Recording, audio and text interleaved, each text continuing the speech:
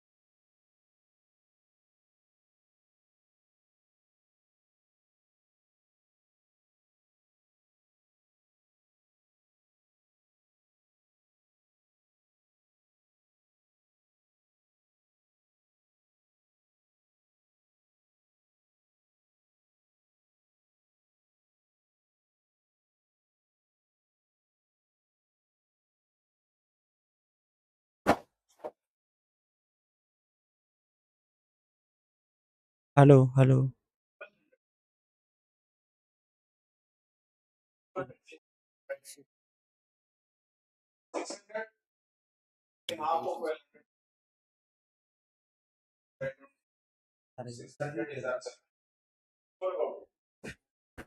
Hello hello.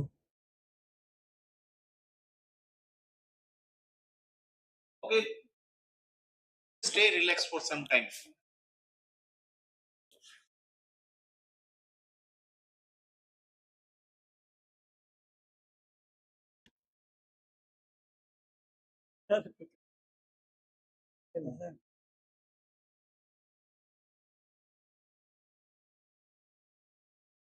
Okay, look at the board. Look at the board and just try to learn the concept of that. What we say, election.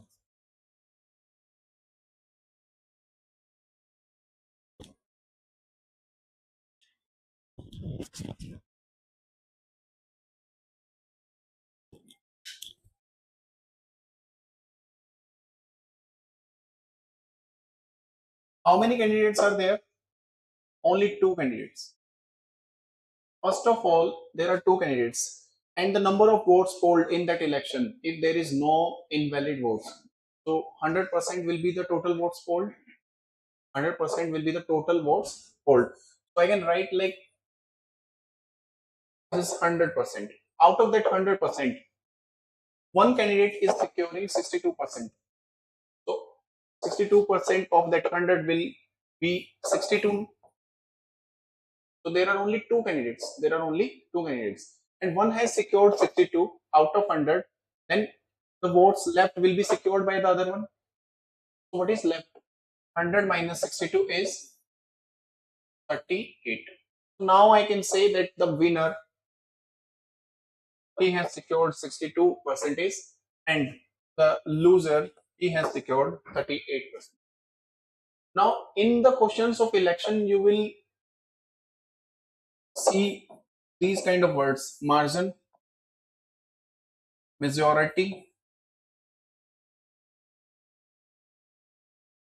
won by. You will see these kind of words, that margin, majority, won by. They simply means that winner minus loser. It means the vote secured by the difference between the vote secured by the winner and the loser. That is margin, and that can be majority and won by. Any problem in this? Okay, let's find out the majority in this question then. 62 minus 38. What will be the number? 24. I can say that 24% is the majority. Any problem in this? And the majority is, or the margin is 144. I can say that 24% equals to 144. And if we have to find out the total number of votes polled, that will be 100%. That will be 100%. So we can find out the value of 100% from here after finding the value of 1%. The value of 1% will be 144 divided by 24, and let's multiply by 100. Now this is the total number of votes polled. Any problem in this? 24 into 6, 144. So the total number of votes polled were 600. This is your answer.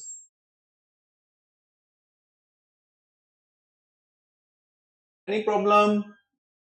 Okay then.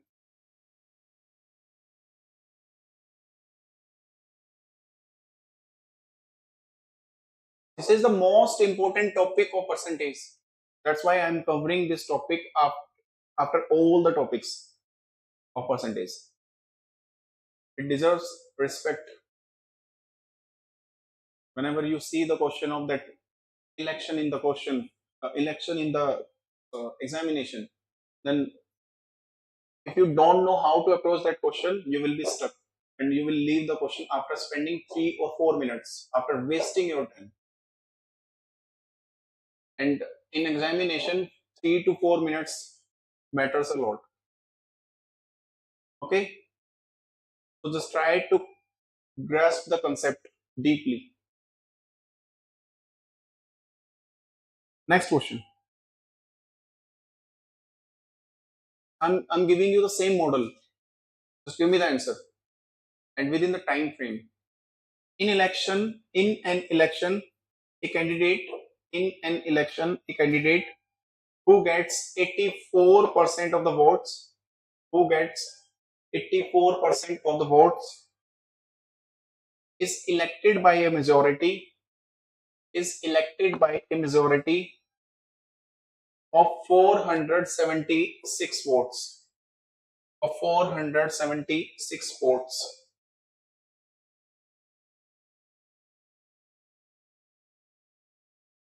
And what is the total number of votes polled?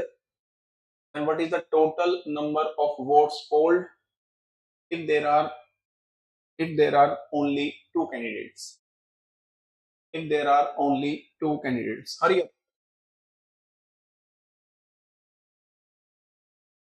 If there are only two candidates,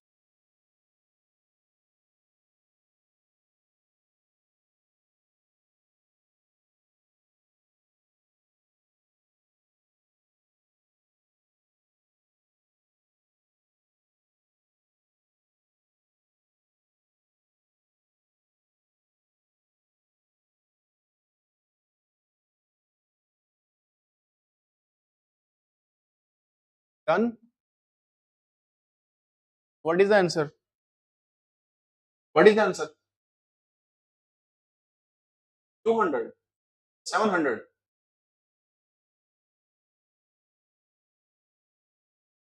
Look at the board.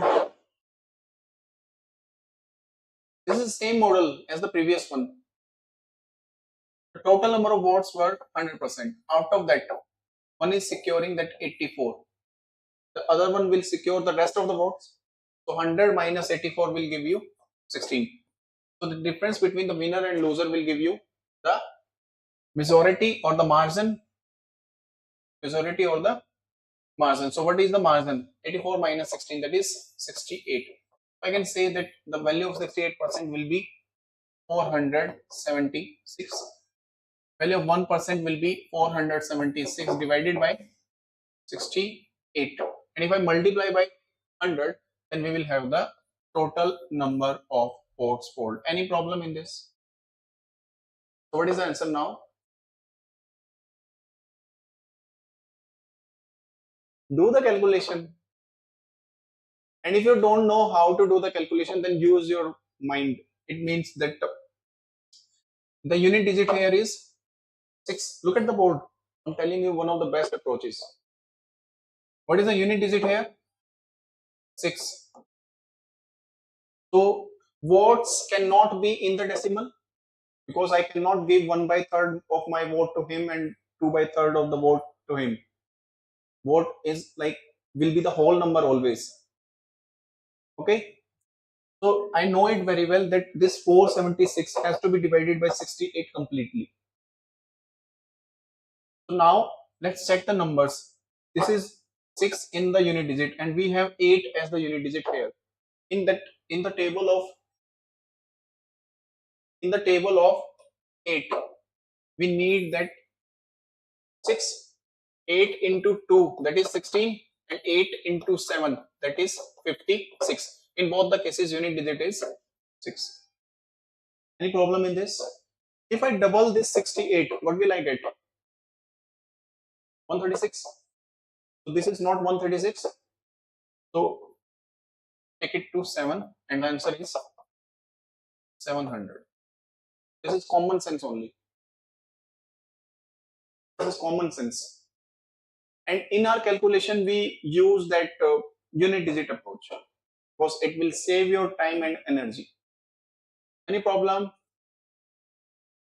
And if you multiply this number by 68, let it be 70 for some time. Let it be 70 for some time. 70 into 7. What will be the number? 490. So this value is near to 490 or proximal to 490. Okay. Any problem? Okay, let's move to the next one. In an election, three candidates contested. The first candidate got 40% votes. The first candidate got 40% vote. second got 36% vote. Second got 36% of the votes. If the total number of the votes polled, if the total number of the votes polled were 36,000, if the total number of votes polled were 36,000, then find the number of votes, then find the number of votes secured by the third candidate. Then find the number of votes secured by the third candidate.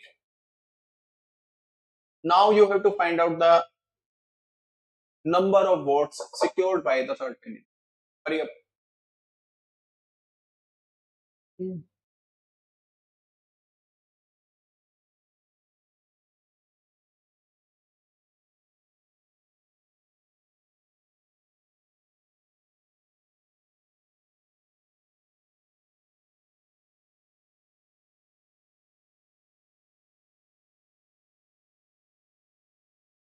Done? Done? What is the answer? 8,640. Very good. Good. The answer is 8,640, and this is the right answer only. Good. Very good. You don't have to use the mobile phones for the calculator, because in your exam, mobile phones are not allowed. You know it very well. It's better to do the calculation right here, right now, and just start practicing here only, so that it will be a habit for you.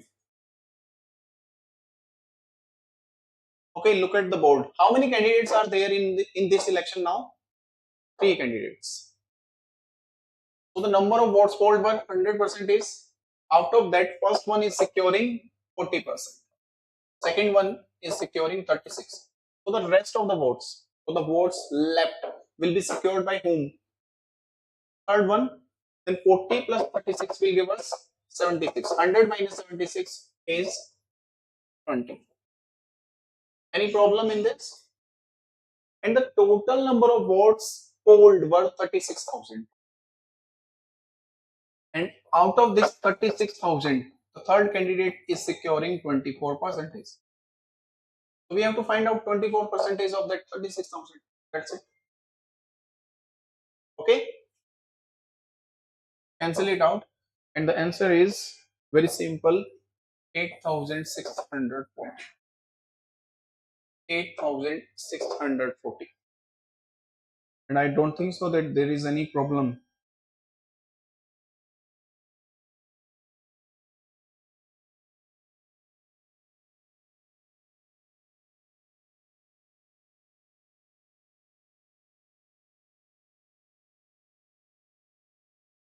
Done? Let's move to the next question.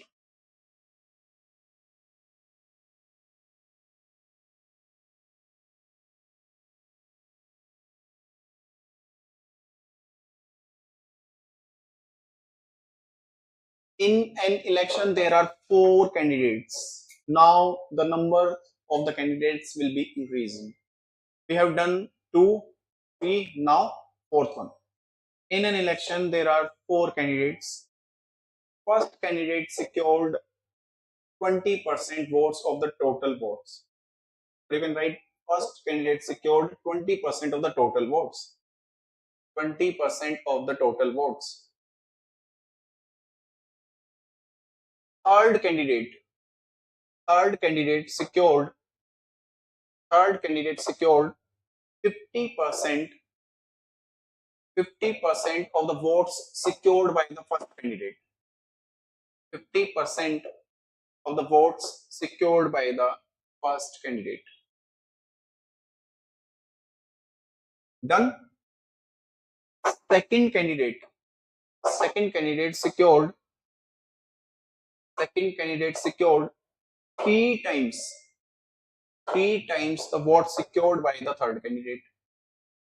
3 times the votes secured by the third candidate. Done? If the votes secured by the fourth candidate, secured by the fourth candidate are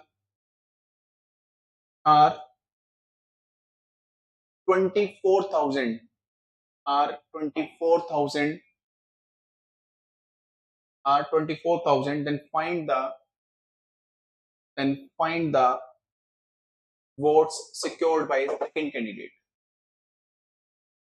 Then find the votes secured by the second candidate. I'm repeating the question. In an election, there are four candidates. First candidate secured 20% of the total votes.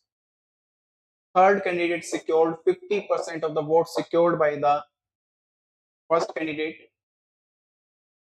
Second candidate secured 3 times of the votes secured by the third candidate. If fourth candidate secured 24,000 votes, and find the number of votes secured by the first candidate. Any problem? Okay, then just do the question.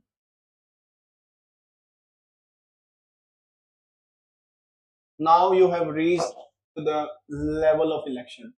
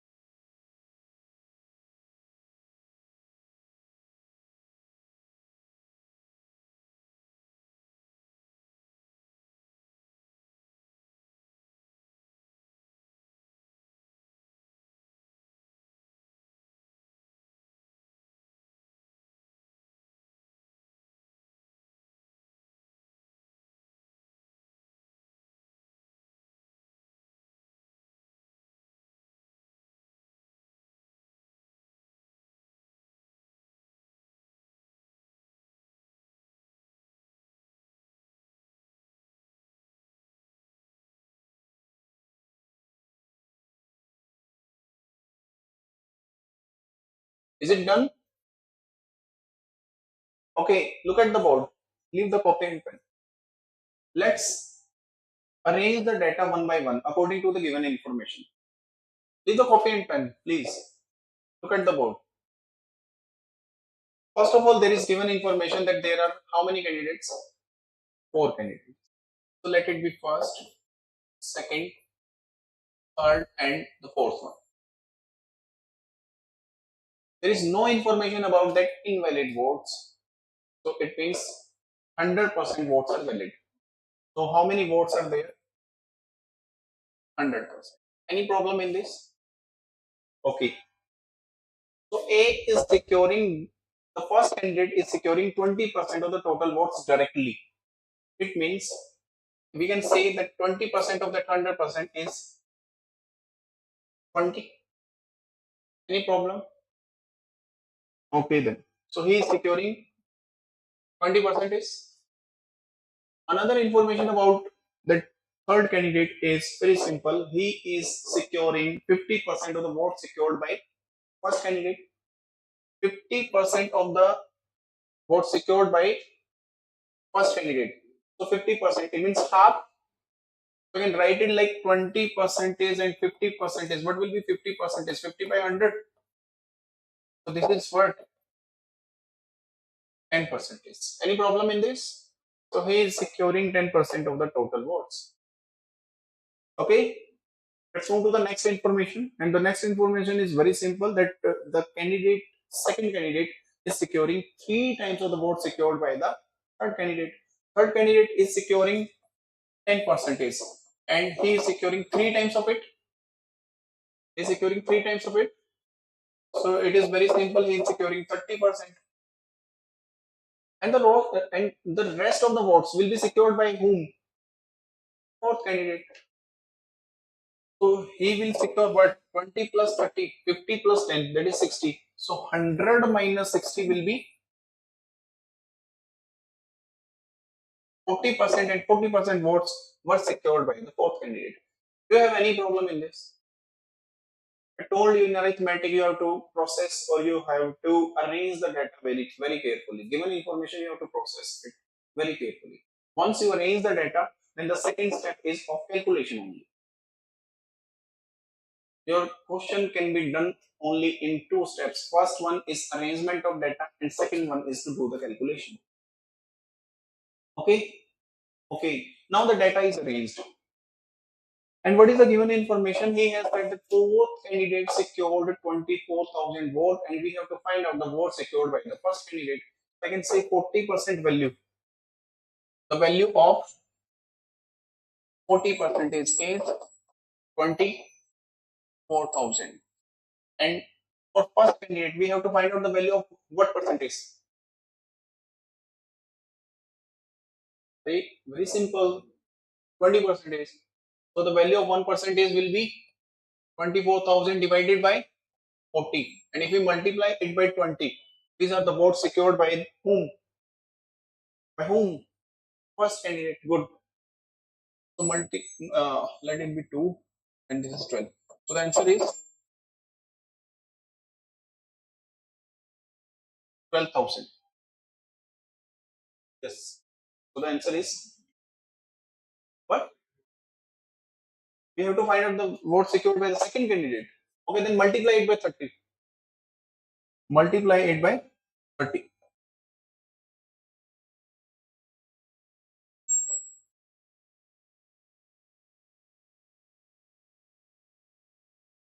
24,000 divided by 40 and multiply it by 30. 6 3 is 18. So this is 18,000. Mic is very irritating, I think. Making a lot of noise. Done? Okay. Any problem? Any problem? Okay, let's move to the next one. And first of all, write this solution. I'm giving you one more like similar model, and I'm expecting the answer now. Just you have to do 2 things. First of all, you have to arrange the data, and then the next step and the last step is to do the calculation. Okay?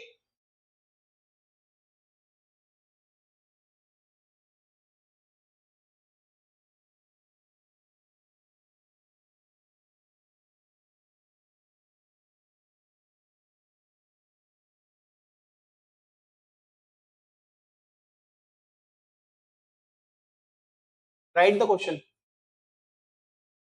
In an election, there are 4 candidates. In an election, there are 4 candidates. First candidate secured 25% of the total votes. 25% of the total votes. Second candidate secured 33 is to 1 by 3 percentage. 33 is to 1 by 3 percentage. 33 is to 1 by 3 percentage of the votes, of the remaining votes, of the remaining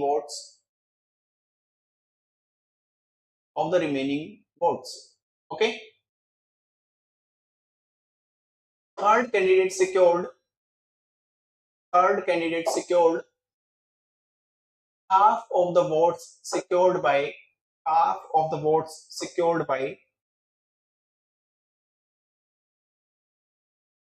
second candidate.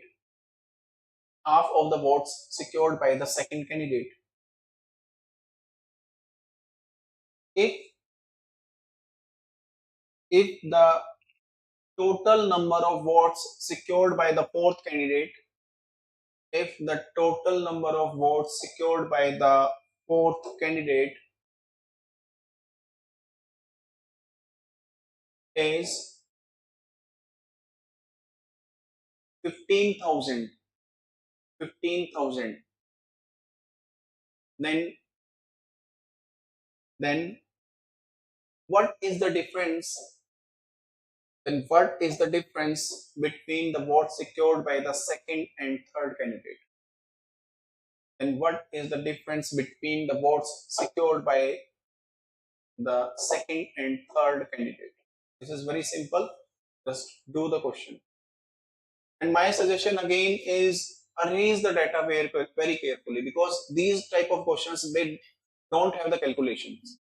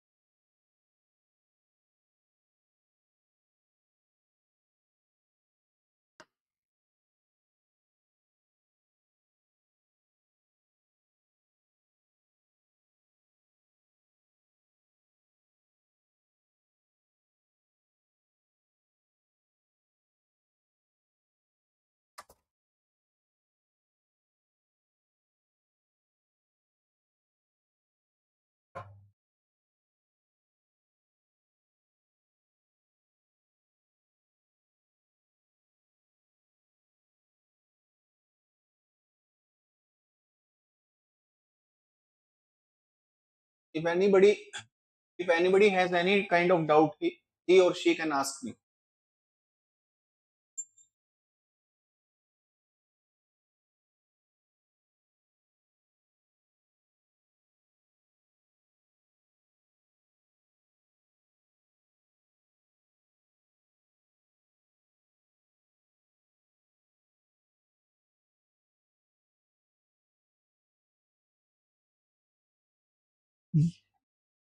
Yes, you can make the fraction of it is to 1, 99, and this is remainder, so add 1 remainder, that 100 by 300, fraction will be 1 by 3, and out of that 100 minus 25, 75% is remain, so we can do 1 by 3 of that. 1 by 3, very good. 25% is, it is, you can cancel that 75 by 3, it will be 25%. Now we have the vote secured by the first candidate and the second candidate, and third one has secured 50% of the second candidate, means half of 25% is, yes, very good, half, and the rest of the votes were secured by the fourth candidate. If you have any kind of doubt, you can ask me. This question is very simple.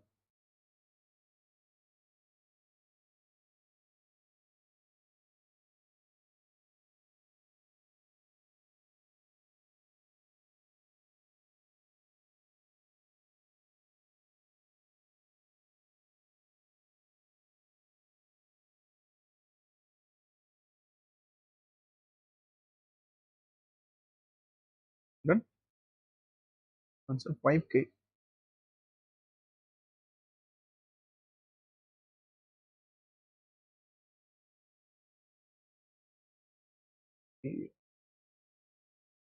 Difference between these two, no? Okay.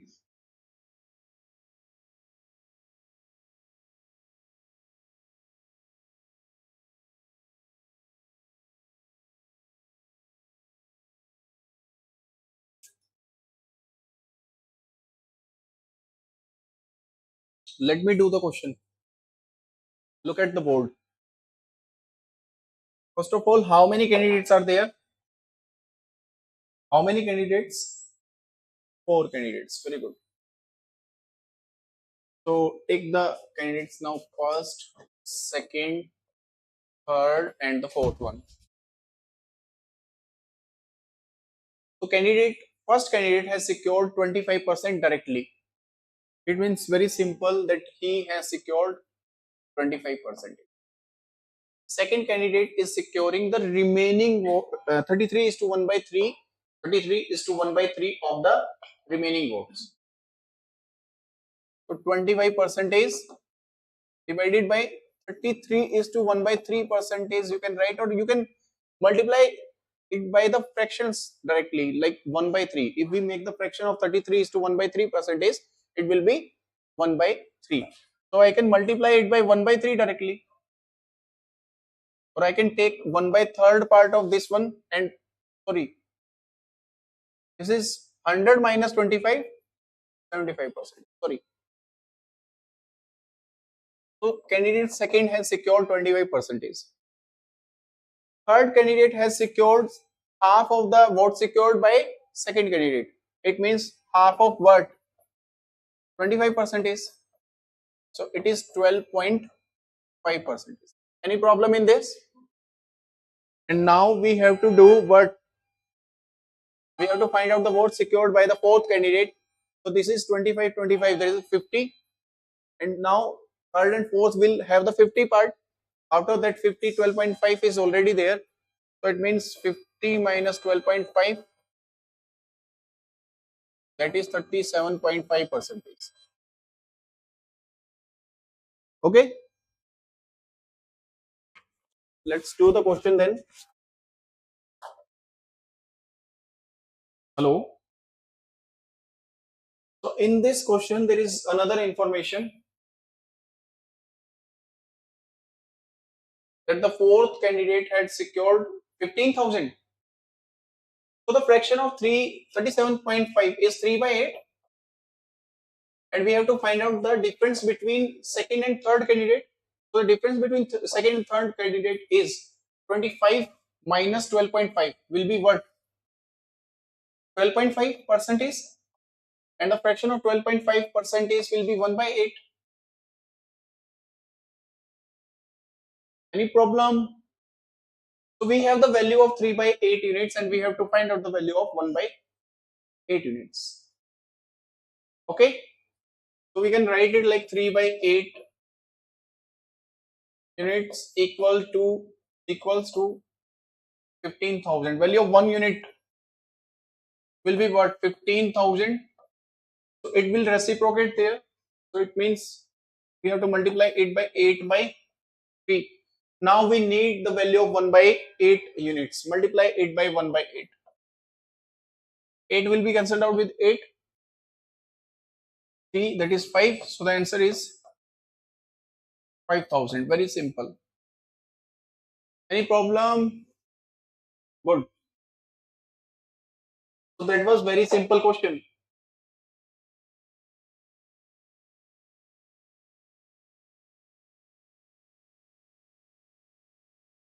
But in these type of questions, if you don't have the value of any of the candidates, then you will be unable to do the question, because everything is connected in this question. Every information is connected.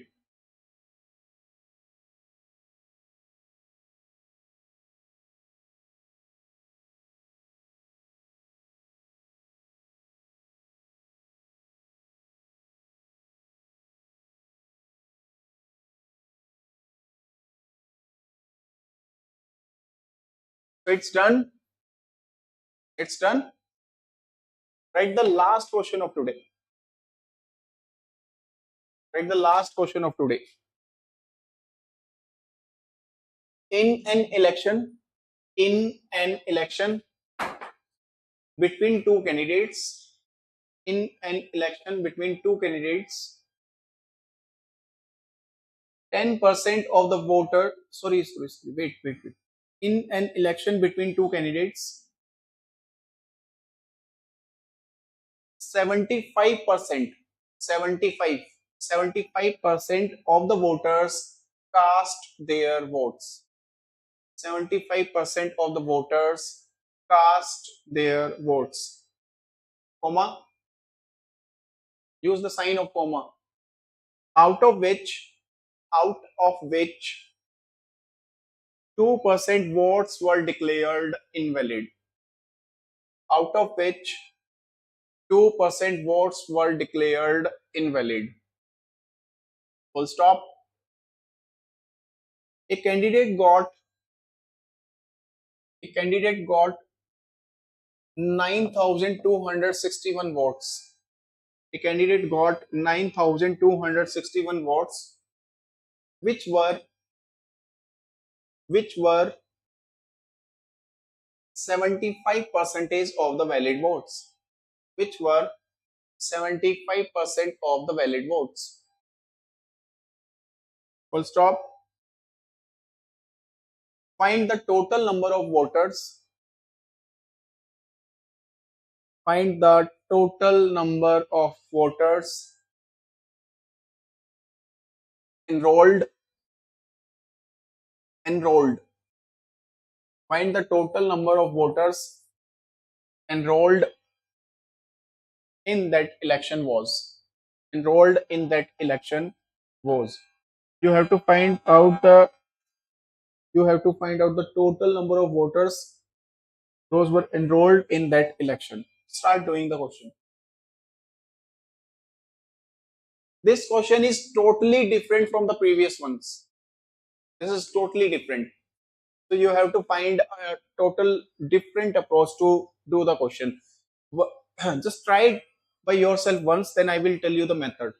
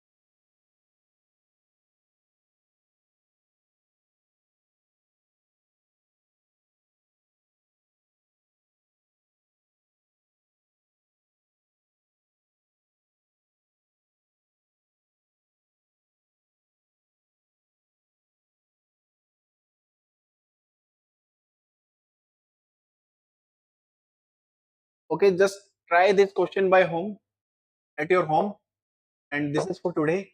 All the very best. And try this question. Don't Google it because you will not understand the concept. Okay, bye bye. This class is till 4 now. 4. 4? 4:30, no. Till 4, I think. Okay. Okay, bye bye. All the best.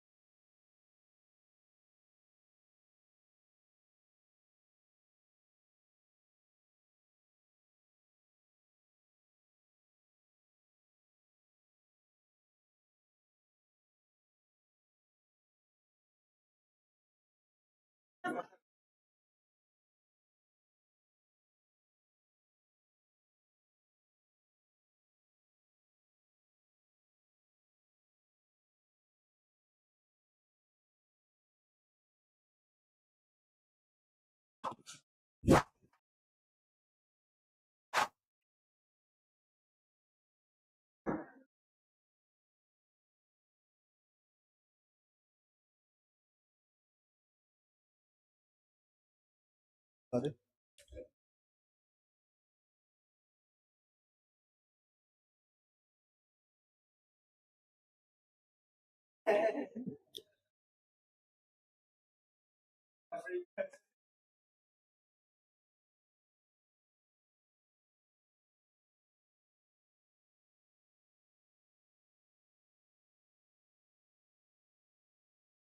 So this start.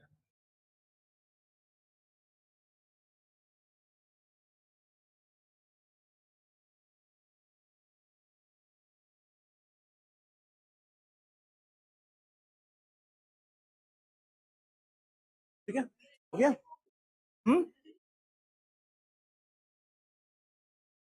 Class, good evening. Please settle down quick. Guys in the back, am I audible? All right. Okay. So in last class, what we were dealing? We had started parts of constitution. All right. Remember? We are done with the introduction of polity, and now we are doing the parts of constitution. All right.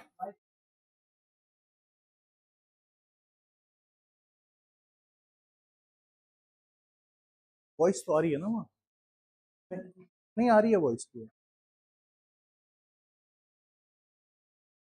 so what we had discussed in the last class that our the framers of our constitution readied our constitution on which date 26/11/1949 right on this date the constitution was readied completely all right it was made by the drafting committee which was the part of constituent assembly right its historical background you'll be learning about all these things the historical background mainly in your history class all right and after one or two chapters we can also start some historical background about the constituent assembly how it came about and how actually the constitution was made all right so the constitution was readied on 26th of November 1949 but it was not implemented in its full extent all right it was extended only up to 20 or 30%.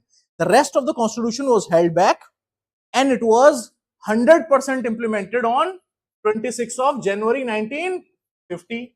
Now, why did they choose this date, 26th of January 1950? Because as we have discussed in the last class, that in December of 1929, the Congress committee actually met in a place called Lahore. Lahore is in which country now? Is in Pakistan. But the year is 1929, so the entire Lahore, the entire Pakistan, entire Bangladesh, it's part of India. All right. So Congress met in December 1929 in Lahore. It is known as Lahore session. It is known as Lahore session. And in Lahore session, what Congress actually did, what the framers of our constitution, our all important freedom fighters, what they did, they passed a resolution. They passed a resolution in Lahore, which is known as Lahore resolution, and it demanded complete independence. All right, what it demanded? It demanded complete independence from the Britishers. It is known as Purn Swaraj. It is known as Purn Swaraj. Purn means complete and Swaraj means self-rule, sort of self-rule. That now we don't want any sort of local government. All right, we don't want any representation in the army or police or these things. Up in 1929, in Lahore session 1929, the freedom fighters, the Congress was absolutely clear as to what to demand from British now. All right, so they finally zeroed upon complete independence. That we want complete independence from the British government. Right? Nothing less would work. Nothing less would work. And to celebrate this resolution, some of the Congress leaders, some of our freedom fighters actually celebrated 26th of January 1930. That means next month, the year changed, 1929 to 1930, 26th of January 1930. They celebrated this day as sort of Independence Day. All right. And they hurled Indian flag on the banks of River Ravi in Punjab. All right. So to give respect to this date, we actually decided to implement our constitution in its totality on 26th of January 1950, right? Up till here we had discussed in the last class. Fine. Shall we move on? All right. Fine. Now we are discussing the parts of constitution. The constitution has been divided into so many parts, by the framers of constitution, so as to make the constitution easy to read, easy to comprehend, and easy to teach. All right, it's just like a high school, a high school mathematics book, where you have on the very first page the index of the book, and on the index it is written that algebra starts from page number 1 to page number 20. All right, geometry starts in chapter 2 from page number 21 to page number 50, so on and so forth, so that if someone is interested in geometry, he could directly go to page number 21, read the concepts, see the diagrams, all right, so that he need not shuffle the entire book, right? Getting my point? He need not shuffle the entire book. So similarly, the constitution has been divided into different parts. Normally we call them chapters. In constitution we call it different parts, and every important subject related with the law and order, related with the administration of the country, every important subject dealing with the administration of the country, the running of a nation, every important concept, some important constitutional bodies, everything has been dealt with under a different part. For example, Supreme Courts and High Courts have their separate parts, right? Amendment of constitution is dealt with in a separate part. Our fundamental rights have been dealt in part 3rd. All right, DPSPs, directive principles of state policies, they have been dealt under part 4. So every important topic which is somehow related with the running of a nation, running of a country, and a country as diverse as India, all right, so it has so many of different subjects and different topics. So almost everything has been dealt with in our constitution in different part. All right, guys, in the back, getting my point? Fine. So what we did, we actually made a table in which these parts, a second column is subject matter, which is which part of constitution deals with what subject, and the third column is of articles, right? Articles covered. Fine. So right, I think we had covered till part 4a, no? Up till part what? Part 15. Part 14. Part 14, okay. Part 14 is what? Services under the union and states. All right? Services under union and states. So the next part is part 14a. Part 14a. And the tribunals. It deals with tribunals. And the articles covered are 323a to 323b. Tribunals. It's a very important subject. What are tribunals? They are actually quasi-judicial bodies. They are actually what? They are quasi-judicial bodies whose main purpose is to reduce the workload of our courts, of our district court, high court, and supreme court, right? Many important departments of the government have their own respective tribunals, so that if any dispute has arisen in the department, it could be settled in the tribunals first. And if any party is not satisfied with the decision conferred by the tribunal, he or she can approach high court or supreme court. All right, but it's a sincere attempt to address those disputes at the ground level itself. All right, getting my point? So as to reduce the workload on Supreme Court and High Court, because as you know, our judicial system, our Indian judiciary is already stuffed with so much of cases which are long overdue. All right,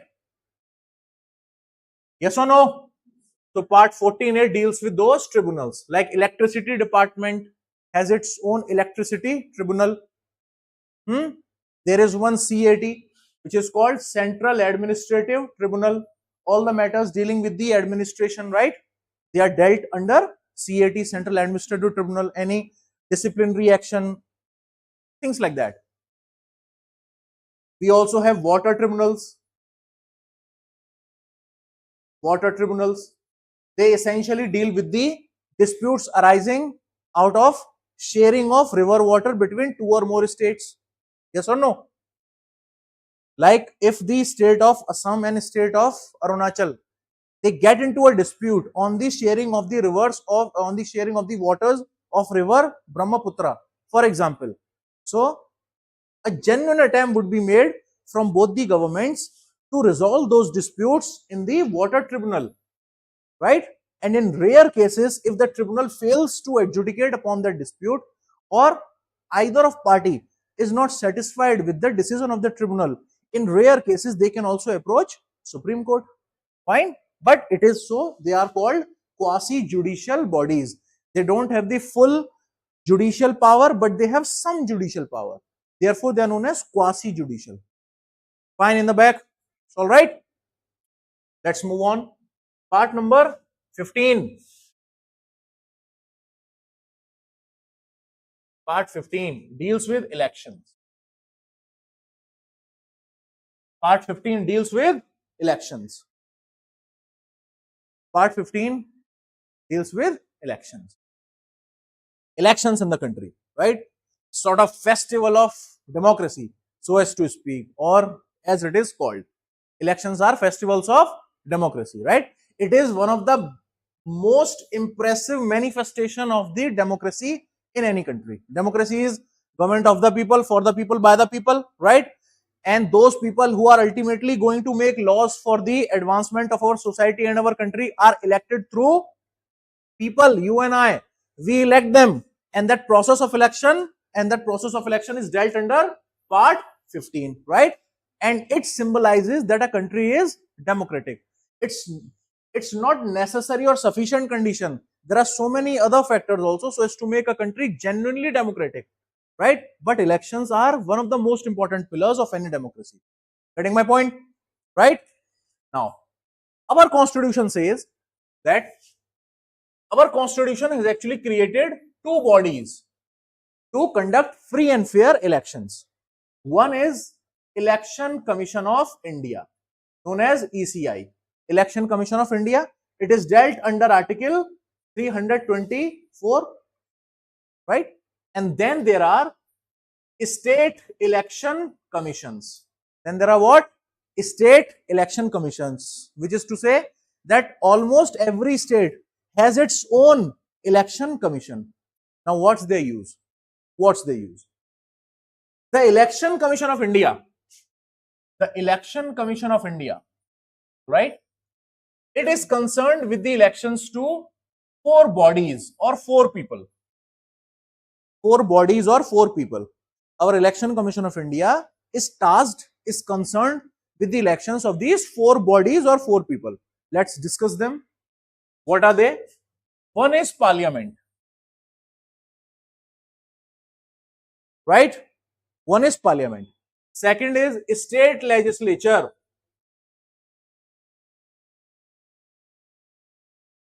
State Legislature.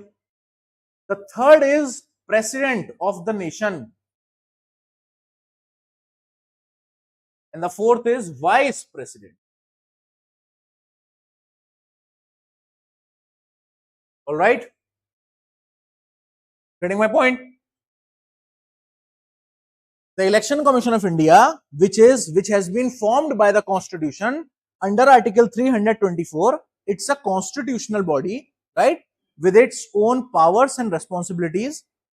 So it is tasked with carrying out elections, conducting free and fair and timely elections to these four bodies. One is Parliament, second is State Legislature, third one is the President of the Nation, and the second is Vice President of the country. All right. Now, in introduction, as we have discussed, the parliament consists of two houses. Yes or no? Tell me. Lower house and upper house. Lower house and upper house, also known as House of People or House of States.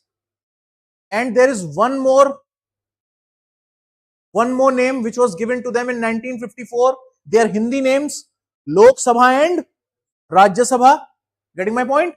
Lok Sabha and Rajya Sabha. Lok Sabha is also known as lower house and House of people. House of people, right? And Rajya Sabha is called upper house and house of cards, house of states, house of states. Rajya Sabha mainly represents the different states and union territories of India in the parliament. And Lok Sabha represents the will of people, the representatives who have been directly elected by the people, like you and I, the citizens of country. They are directly elected by us and they are represented in the parliament in which house? In Lok Sabha. All right. Now, why this is called lower house and upper house? Because the minimum age required to contest elections to Lok Sabha is, yes, tell me. Yes, anyone in the back? The minimum age required to conduct elections, to actually contest elections to Lok Sabha is 20, is 25, is 25. And the minimum age required to contest elections to Rajya Sabha is 30, is 30, 30. That's why Lok Sabha is called lower house and Rajya Sabha is called upper house. All right. The same goes with state legislature.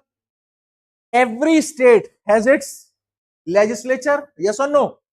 Every state has its legislature. It is the most fundamental, the most seminal principle of democracy, that every state would have its own legislature where the elected representatives of the people of that state will be represented, right? Every state has its legislature. Like for example, state of Manipur has its own assembly, right? State of Assam has its own assembly. State of Nagaland, Tripura, Bihar, Rajasthan, Andhra Pradesh, yes or no? Right? Every state has its own house. Now, listen carefully. State legislature. Just like our parliament is divided into two houses, Lok Sabha and Rajya Sabha, yes or no? Yes.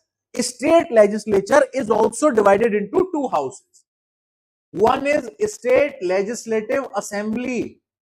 It is called state legislative assembly. And the other one is known as state legislative council. Getting my point? Yes or no?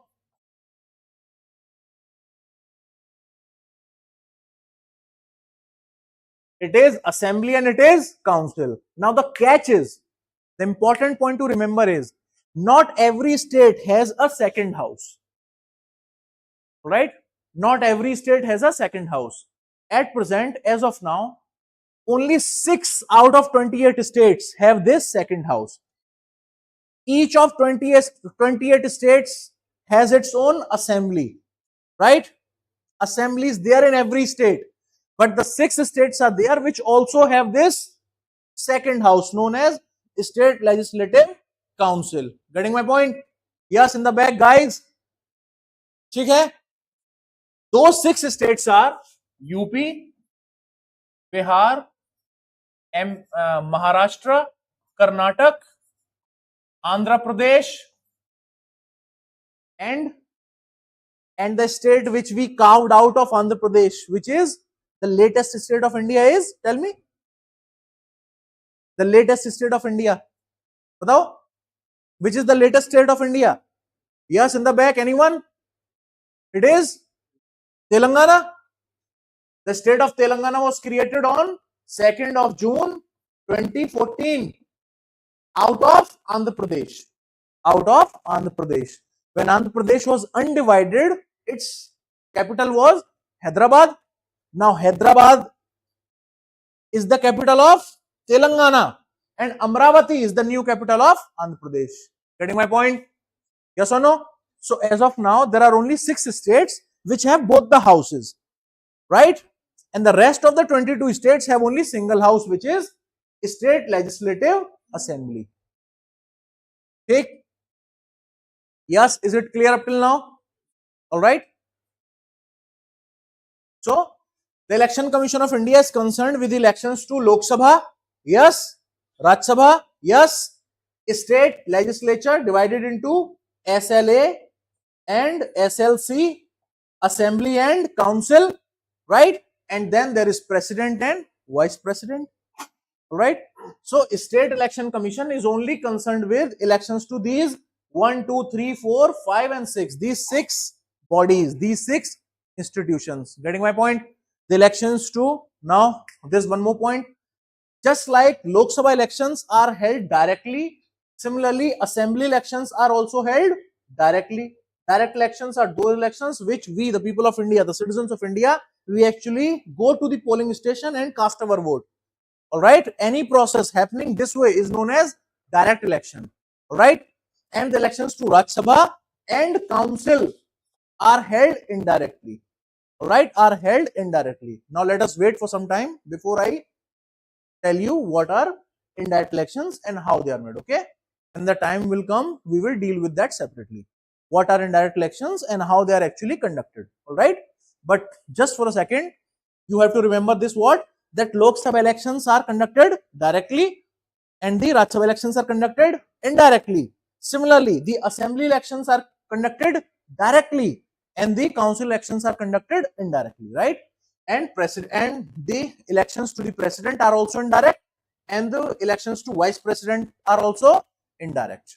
All right, indirect in the sense that people, that we people, that the citizens of the country, you and I, that we don't directly vote for the president. Do we? We don't. And the same goes with the vice president. We don't vote for vice president directly.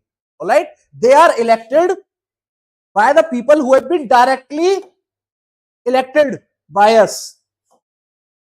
All right, president and vice president are elected by the people who have been directly elected by us and also by the members of Rajya Sabha and council, right? All right, not council, the entire parliament. All right, and the parliament consists of the people elected directly by us and indirectly elected. All right, the sense is that we don't vote directly in the elections of president and vice president because India has what type of government? We have parliamentary form of government. We don't have presidential form of government, do we? We don't have presidential form of government. Which country has the presidential form of government? Tell me. USA. USA has the presidential form of the government. In USA, the most powerful man is the president. All right. In India, the most powerful man is prime minister. All right, prime minister. The president of India is only a symbolic authority. All right, he does not hold that much of power which the US president does, because the elections to US president are held directly, and India, the elections to president are held indirectly. Our constitution has made the prime minister the most powerful man, right, politically speaking, and in US it is the president. Who is the US president right now? Presently, tell me. Yes, yes, tell me. US president? Yes, tell me. Who is US president? Joe Biden. All right, Joe Biden. And prior to him, who was the president? Prior to Joe Biden, who was the US president? Donald Trump. And prior to Donald Trump, Obama. Right? And prior to Obama, Obama himself. Because in US, there is a condition that their president can be president for how many years? For 4 years. In India, the tenure is 5 years. In US, the tenure of US president is how many years? 4 years. And the same person can become the president only for 2 times. All right. In India, is there a number of bar? No. In India, there is not. In India, there is no bar on the number of times a person, he or she, can become the president. In US, a person can become the president only for 2 times, and that too for 4 years in one term. All right. Either he could be president in back-to-back phases, just like Obama was president from 2008 to 2012, and he again got elected in 2012 till 2016. In 2016, who became the president? Donald Trump, 2016 to 2020, and in 2020, he lost to Joe Biden, right? From 2020 to 2024, and the next presidential elections are going to happen in November, in this coming November. All right, and it is widely believed that Donald Trump is again going to win, right? But time will tell. And prior to Obama, who was the president? Yes, anyone? Prior to Obama, who was the president? George W. Bush. Right? Ever heard of this name? George W. Bush. And prior to George W. Bush himself, he was also president for continuous 8 years. You know why I'm asking you this? Because during the tenure of George W. Bush, those World Trade Center attacks happened. You remember it? Those World Trade Center attack happened by the Al Qaeda, right? Osama bin Laden, who was eventually found out in Pakistan, who was eventually hiding in Pakistan, and an operation was carried out to take out Osama bin Laden on May 2nd, 2011. है ना? And those attacks, those very brutal and very inhuman attacks happened on September 11, 2001. Yesterday was the death anniversary of those people who died in that inhuman attack, in that terrorist active. Getting my point? So we don't elect our president directly, and the same goes with vice president. We don't elect our vice president directly either. They both are elected indirectly. Now tell me, who is the vice president of the country right now? Who is the vice president? Tell me. Come on. Yes, anyone? Jagdeep Dhankad. Very good. Who is vice president of country right now? Jagdeep Dhankad. Jagdeep Dhankad. And prior to Jagdeep Dhankad, who was the vice president? Venkaiah Naidu. Right? Venkaiah Naidu was the vice president. Let's not go into that chronology and whatever. Now, let's come to State Election Commission. As I just told you, that our constitution has created two bodies to conduct elections. One is Election Commission of India under Article 324, right? And the other one is State Election Commission. Now, State Election Commission is tasked with conducting free and fair and timely elections to these two bodies.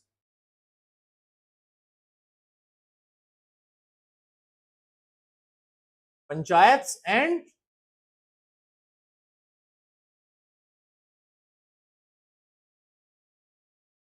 municipalities. All right. The State Election Commission is tasked with conducting elections to panchayat and municipalities in those states which do have this provision of panchayat and municipality. Does every state of India has this provision of panchayat and municipality? No, right? Just like, for example, state of Nagaland does not have the provision of panchayat. Yes, anyone from Nagaland here today? Nobody from Nagaland? You all are from Manipur? Anyone not from Manipur? You all are from Manipur. Oh, great. Okay, now tell me. Manipur is famous for what geographical entity in the world? For that geographical feature, Manipur is famous not only in India, but in the entire world. Tell me. Loktak Lake, right? Heard of it? Yes or no? Heard of it, na? Loktak Lake, it is the largest source of fresh water in the entire northeastern India. Yes, you know this? And a very special breed of deer is found there. Named? Yes, anyone? Sangai deer. Sangai deer. And the only floating national park of India is also there. Named? Taibul Lamjo. Right? Kya hua? Am I pronouncing it wrong? Right now? So, why are you laughing? So, that has made Manipur world famous, alright? Many tourists, they flock to Manipur just to visit Loktak. Is it worth visiting, no? Yes or no? Is it worth visiting? Should I plan my travel to Manipur someday or not? It's not going to be a waste of money, no? Okay, thank you. So, just for example, state of Nagaland does not have the provision of panchayat, alright? So those states which don't have this panchayats or municipalities, they don't have this election, they don't have their respective state election commissions. But most of the states in India, they have these panchayats and these municipalities. Getting my point? Just like in last class we had discussed, panchayats are dealt with under part 9. Yes or no? And municipalities are dealt with under part 9A. Eh? And articles, they cover panchayat from 243 to 243O, right? And from panchayat 243O P, from P to 243ZG, right? Our constitution in part 9, from articles 243 to 243O, O in the sense 243A, 243B up till O, and then 243P, 243XYZ, then ZA, ZB, ZC up till ZG. ZG. 243 ZG. So they respectively deal with panchayats and municipalities. All right. So let's say, for example, state of Rajasthan. All right. Let's say, for example, state of Rajasthan or state of Assam. So the state of Rajasthan has its own state election commission just to conduct elections to panchayat and elections to municipalities. The State Election Commission of Rajasthan is not concerned with the elections to the State Legislative Assembly or to the elections to State Legislative Council, right? In Rajasthan, there is no State Legislative Council, so the question does not arise. Let's say, for example, in the state of UP, so the State Election Commission of Uttar Pradesh is not concerned with the elections to State Legislative Assembly or State Legislative Council. They are only concerned with elections to panchayat and elections to municipalities, and that's it. All right, getting my point? Fine. Part 16, write down.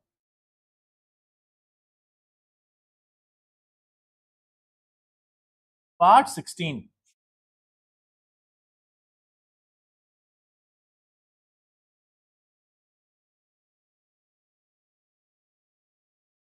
Special provisions for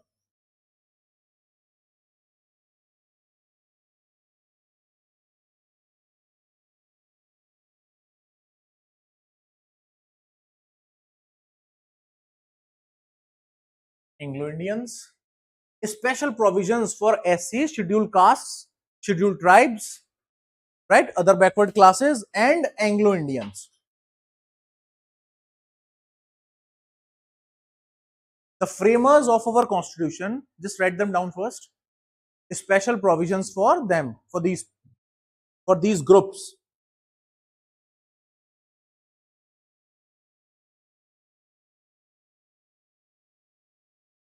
The framers of a constitution, they actually inserted certain special privileges, certain positive discrimination in the favor of STs, SCs, OBCs, and Anglo-Indians, so as to bring them at the same level as the rest of the nation. All right, so as to bring them at par with the mainstream population. Right? You'll be surprised. For example, reservation is one such special provision. Reservation for STs, SCs, OBCs, Anglo-Indians is one such special provision. Now you'll be surprised to know the concept of reservation was to end in 1960. Know this? Dr. Ambedkar himself said that the need for reservation would not be felt after 1960, or at least the purpose for which reservations are being introduced, they would be fulfilled by 1960. But as we all know, that did not happen. The reservations are still continuing in government jobs and colleges and so on and so forth, right? As far as Anglo-Indians are concerned, we know that in Lok Sabha, the total strength of Lok Sabha is 552.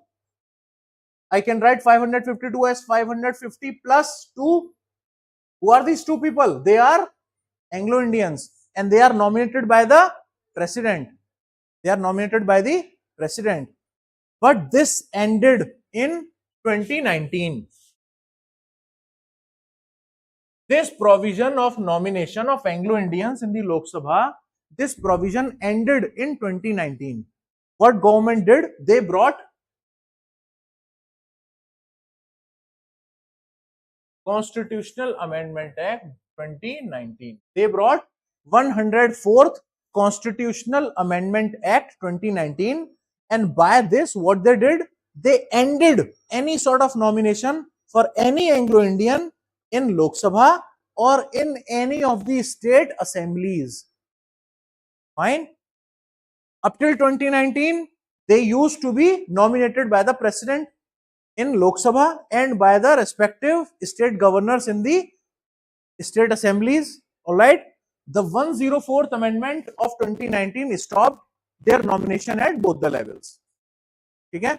Till 2019, this used to be a special provision for their benefit. All right. Things like that. Part 17, official language.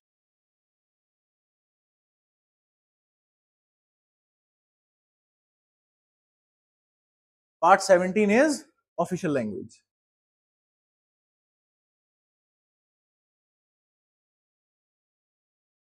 Part 17 is official language. Part 18,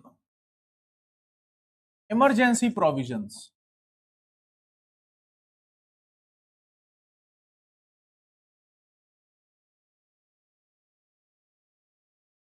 Emergency provision. Emergency provisions. Just like in our respective personal lives, there can be a situation of emergency in the life of a nation also. All right.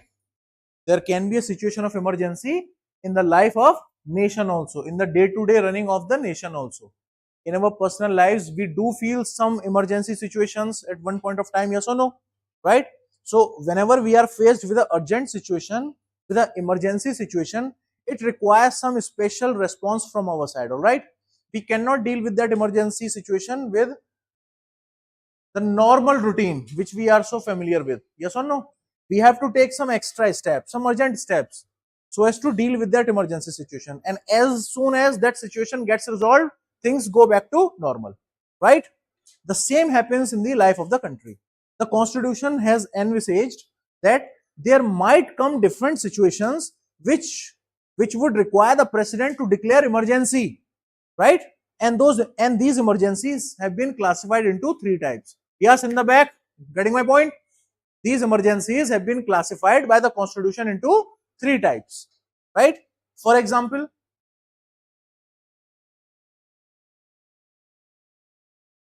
national emergency, national emergency, state emergency, and financial emergency. Financial emergency, national emergency, state emergency, and financial emergency.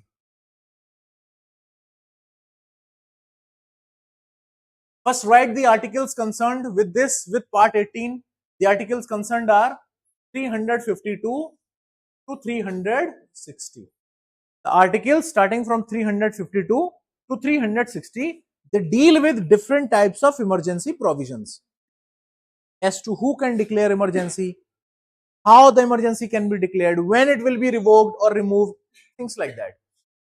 We will separately deal with this part, all right? And then we will discuss about emergency in detail.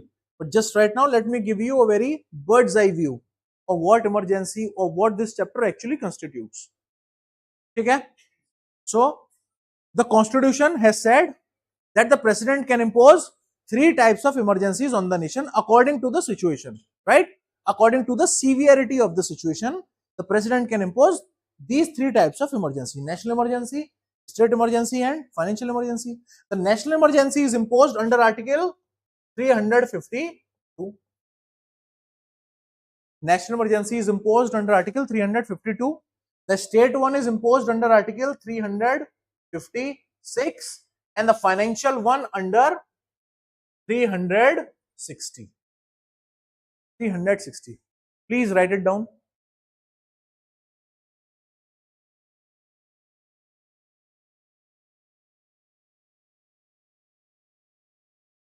Now, as to when this national emergency can be imposed by the president, very simple answer is when India is actually threatened with a war.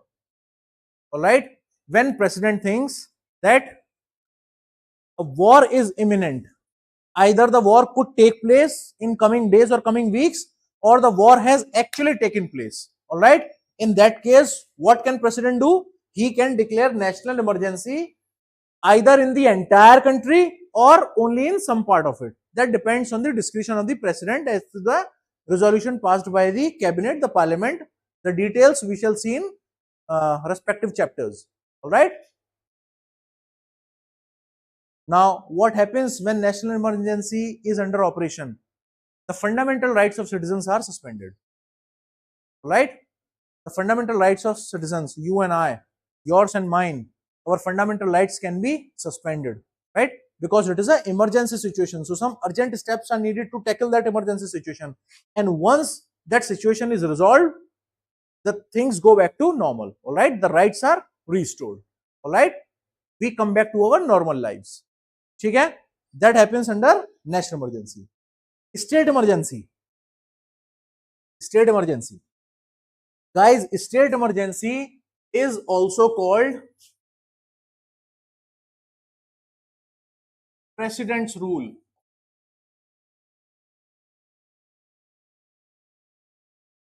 President's rule.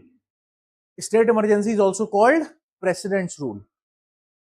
And I think almost every state of India, or at least most of the states of India, have had president rule imposed upon them at least once or twice, or even maybe more. Right? Not every state, but for example, state of Manipur, state of Punjab, and state of Uttar Pradesh. These three are very infamous states that have had president rule imposed upon them for many number of times. Right? Now, the president rule is imposed under two conditions.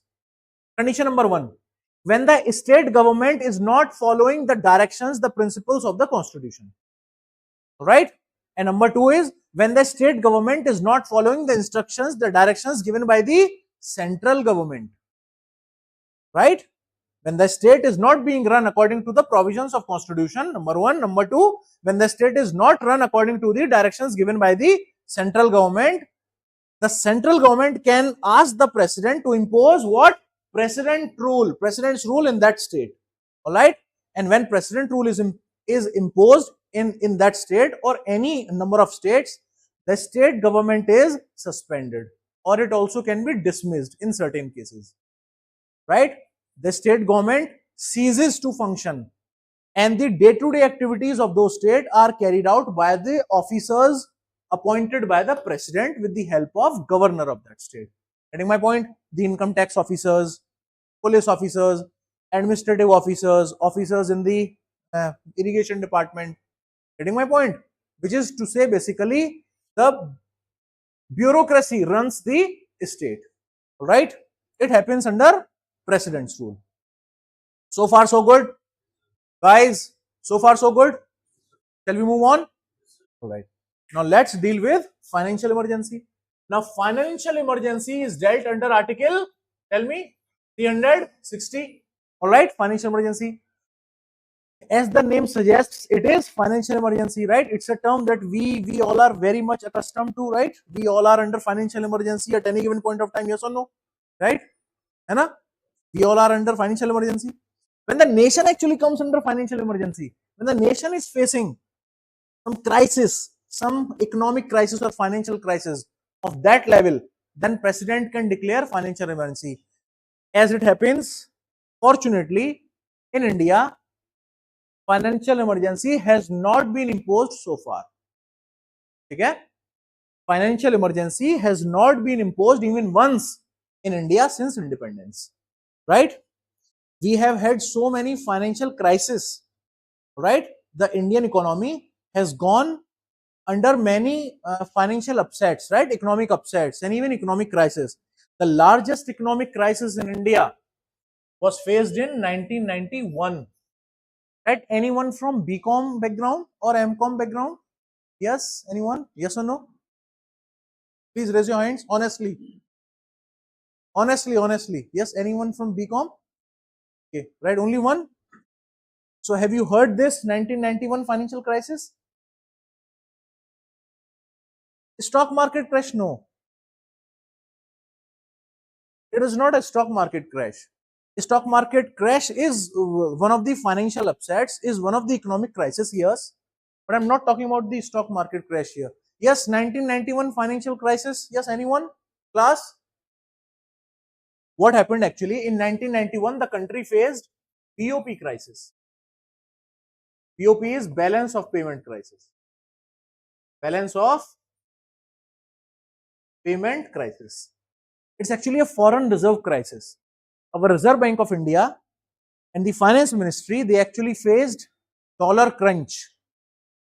The foreign currency, the reserves of foreign currency in India actually went to very low, the lowest level faced in Indian history so far. What that meant? That meant that India could no longer import the items, either goods or services. Yes or no? Because whenever we import items from America, we have to pay them in dollars. Yes or no? Whenever we are importing anything from Russia, for example, gas, for example, LNG, CNG, PNG, or vodka, right? Whenever we are importing vodka from Russia, we have to pay Russia in ruble, either ruble or dollars or any currency which is mutually agreed upon. Yes or no? Right? But when we are not having that currency in our reserves, let's for example, we are not having US dollar in our reserves. So why would a country export to us for free? Nobody does that. All right. So India faced a very important import crunch, and the year is 1991. It's not 2024. It's 1991. In 1991, India used to be heavily dependent on imports for its critical industries, for example, railways, nuclear industry, space industry, aviation industry, and so many other services and goods. We were actually importing a lot of items. We continue to import a lot of items, but in these 30 or 32 years, what we have done, we have achieved a lot of self-sufficiency. That means we have replaced a lot of imports. We are actually manufacturing them in India now. But it is 2024. I'm talking about 1991. We were not that much of self-dependent. We were totally dependent upon the imports. And when we were not having enough foreign reserves, the imports started decreasing. Countries refused to export to us, or at least we felt that this condition might arise if we don't do anything to resolve this crisis. All right. So what we did, we actually adopted two measures. One was short-term measure and one was long-term measure. In short-term measure, what we did, we went to IMF. Yes, everybody has heard of IMF, I hope. What is IMF? International Monetary Fund. Yes or no? What IMF does, it actually helps the countries out of their balance of payment crisis. What IMF does, it actually helps the countries out of their balance of payment crisis. It actually lends money to the countries. But what it does, IMF is a very cunning body, so as to speak. They impose their conditions, right?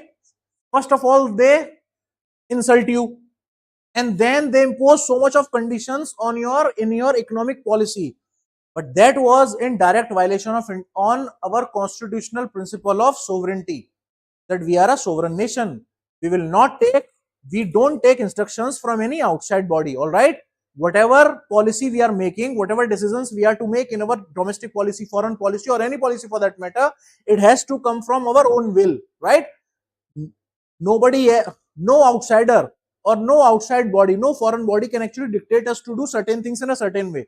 All right. But since since we were crying for dollars because the foreign reserves were very low, so we had to accept the demands of IMF, right?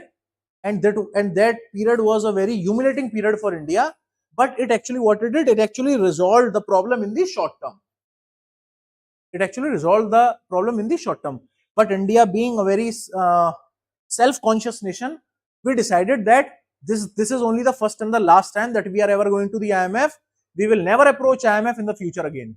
All right, we will never approach IMF in the future again.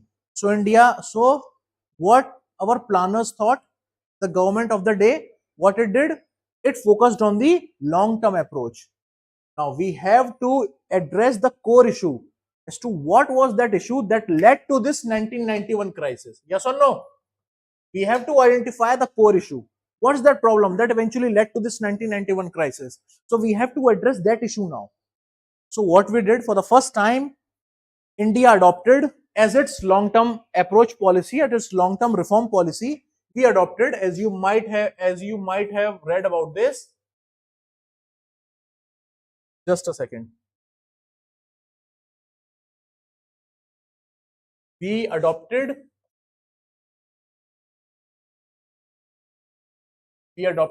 LPGF. We adopted LPG reforms. What are LPG reforms? It was only since 1991 that LPG cylinders were actually delivered in our houses. Yes or no? Yes, no? No, no. It has nothing to do with that LPG. These LPG are liberalization, privatization, and globalization. It has nothing to do with LPG cylinder. These are these are economic policies of liberalization, privatization, and globalization. What we actually did, in short, we opened up Indian economy to the foreign investor. We opened up the gates of Indian economy to the global economy. We merged the two economies. Up till 1991, what was there? It was a closed economy, right?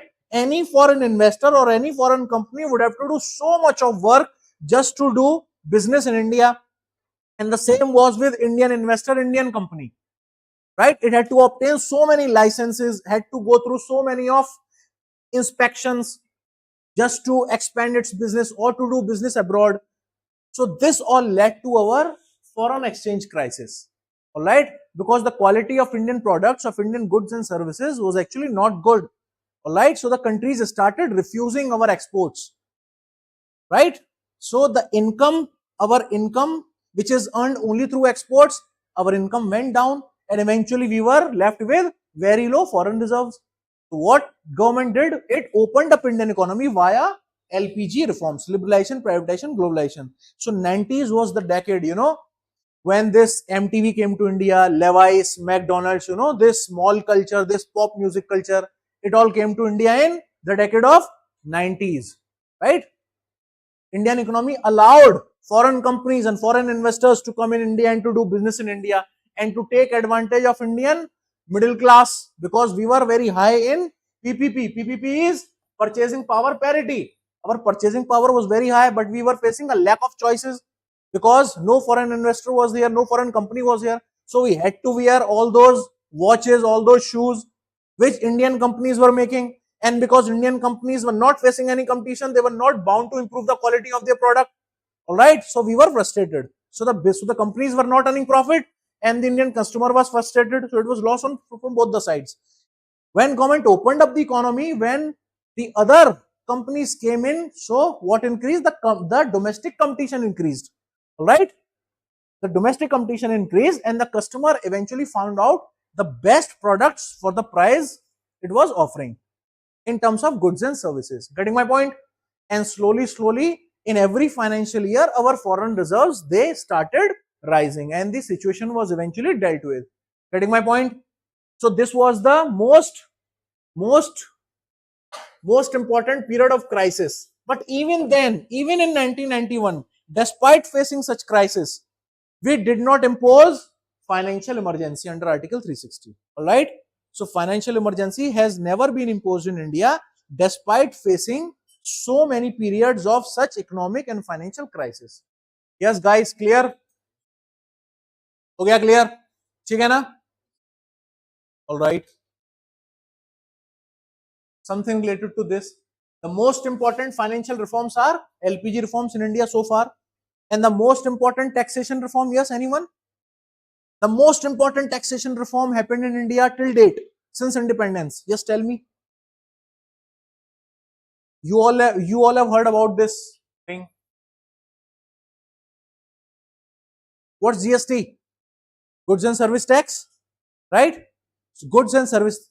This GST reform is called the most important tax reform to have ever happened in India. All right, and the GST was implemented in the entire nation from 1st July 2017.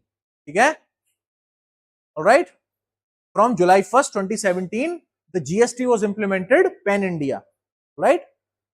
And it was introduced by 101st Constitutional Amendment Act 2016. It was introduced by 101 Constitutional Amendment Act 2016, and it was eventually passed and was applied throughout India from July 1, 2017. But that's not our topic of discussion today. It is just some extra knowledge, some knowledge on the side, as they say. Shall we move on, guys? Getting my point? So the concept of emergency is clear, yes or no? Three types of emergencies are there: national emergency, state emergency, and financial emergency. All right? We will deal with these emergency provisions in a separate chapter. ठीक है? उसमें देखेंगे थोड़ा detail में, right? In that chapter, we will look into some more details about how an emergency is actually imposed. What's the role of president, the role of Lok Sabha, role of Rajya Sabha, all these things. Part number 19 is miscellaneous.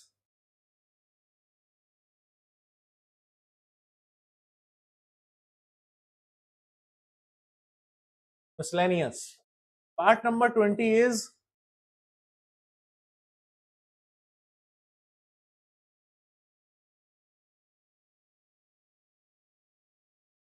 amendment of constitution, and the article, it has only one article, which is 368. 368. Amendment of constitution.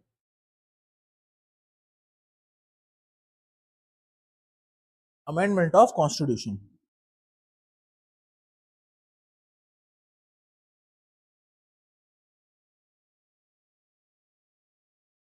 Now tell me, since the day of its inception, that is from 26th of November 1949 to this day, has our constitution been amended or not? Yes or no? It has been amended for many number of times. Take, all right.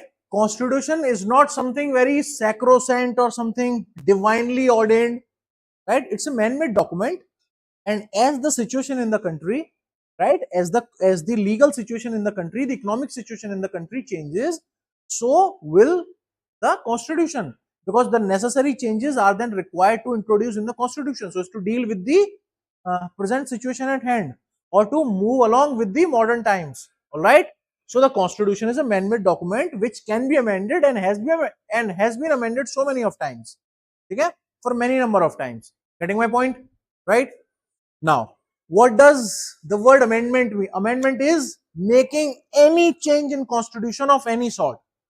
If I am to make a spelling change, it would also be called a amendment, right? If I were to add any separate part in constitution, that would also require an amendment. If I am to replace a comma by a full stop, that would also be called as amendment. All right. If any interference with constitution of any sort is called amending the constitution, right? And it has to follow a certain process. It has to follow a certain process. Amendment to constitution, no matter how many times it is done in a year or for what it's being actually done, it has to go through a certain process mentioned in the constitution itself. All right, mentioned in the article 368 itself, right? I can amend the constitution 10 times in 1 year, or I can amend my constitution only once in every 10 years. It does not matter. Whenever amendment happens, it has to follow a certain procedure. All right. We will deal with the amendment of constitution in chapter 3. Chapter number 3. All right. Amendment to constitution. Amendment of constitution. Part 21. Temporary and special provisions.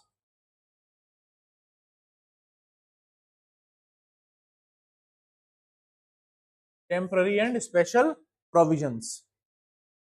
And part number 22, which is our last part.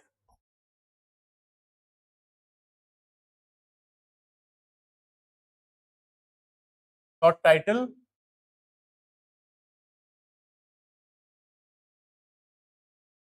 Authoritative text in Hindi.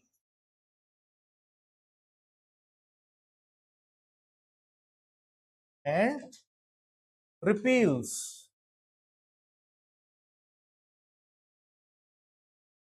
Short title, authoritative text in Hindi and repeals.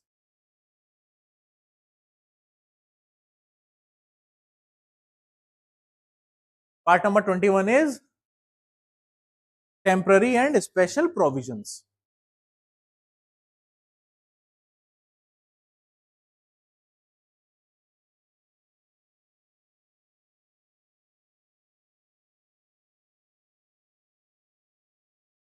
Okay, guys, this completes our chapter number 1, which is parts of constitution. All right. So in numbering, there are 22 parts, but actually are the number of parts 22? It's actually greater than 22. When we count them, it's actually greater than 22 because there is part 4 and part 4A, part 14 and part 14A, part 9 and part 9A, and also part 9B. Have I made you write part 9B? No? Okay.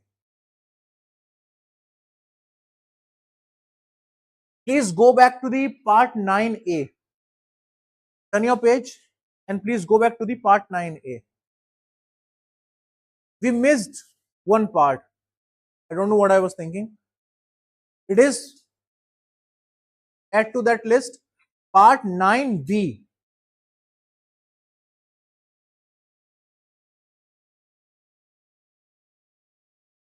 The cooperatives. The cooperatives. That's it. Part 9B is the cooperatives.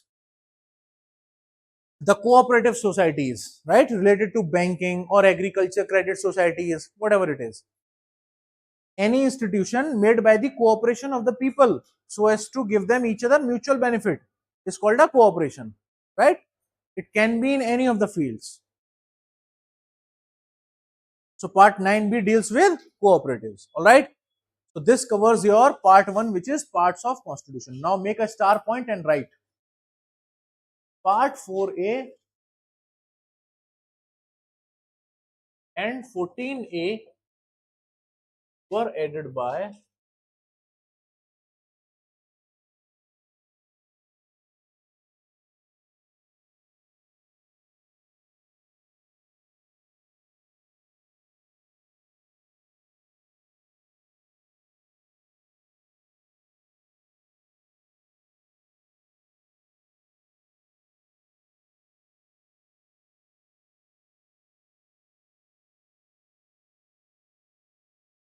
part 4A and 14A were added by 42nd CAA, which is Constitution Amendment Act 1976.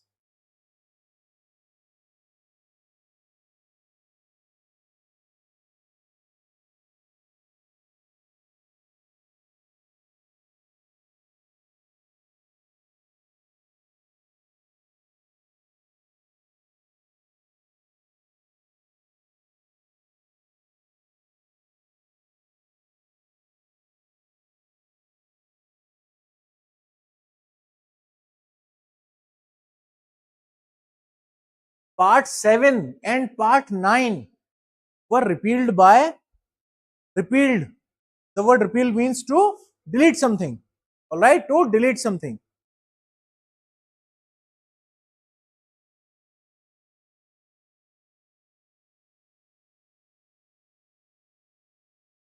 Part 7 and Part 9 were deleted by 7th Constitutional Amendment Act of 1956.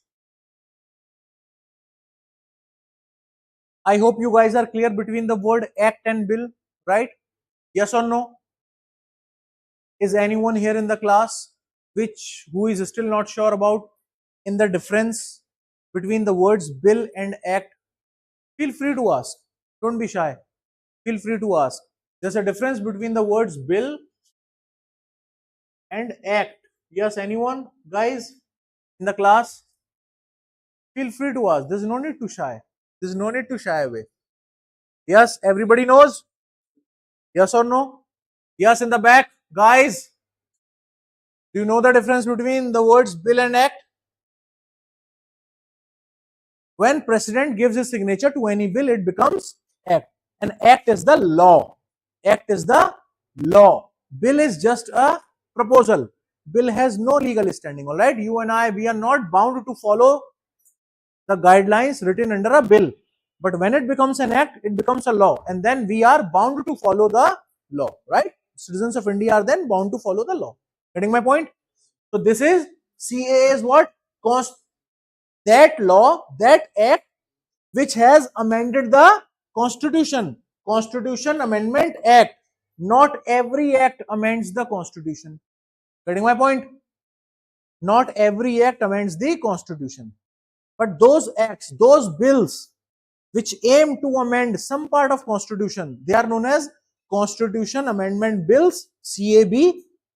And after going through a process, after receiving signature from the president, they become from CAB to they become CAA.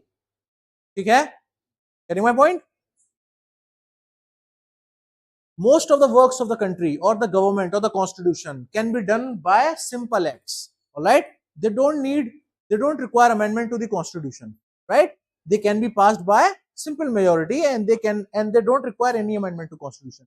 It's only in rare cases that we need some amendments in the constitution. Getting my point? Okay? The last time the constitution was amended was by 106th amendment, 2023. 106th amendment, 2023. The constitution, right? A question can come in SSC or NDA, CDS, all right, or in any exam where polity is part of the syllabus. That the latest amendment in constitution is 106th amendment in 2023. And what it did? Yes, anyone? Citizenship? No. That is yet a bill that has not yet seen the light of the day. All right, that is yet a bill. Yes, anyone? What was 106th amendment aimed at? Guys, come on. Women reservation. 33% women reservation in elections. All right, parliament elections and state elections. The 33% of seats will now be reserved only for women for elections to parliament or elections to state legislature. Getting my point? Nari Vandan or Nari Shakti Bill, it was called last year. Last year during September, just a year back, this was a very hot topic in Indian polity, right? In the Indian political circles. So the government is bringing a bill to give 33% to women to contest elections to parliament or state legislature, all right? And that eventually became an act via 106th Amendment 2023. Okay?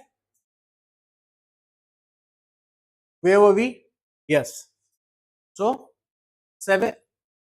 It means what? It means part 7 and part 9 were there from 26/11/1949. They were there and they remained in the constitution until 1956 when they were removed from the constitution. All right?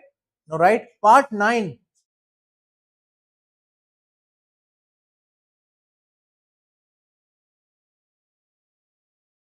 Be added.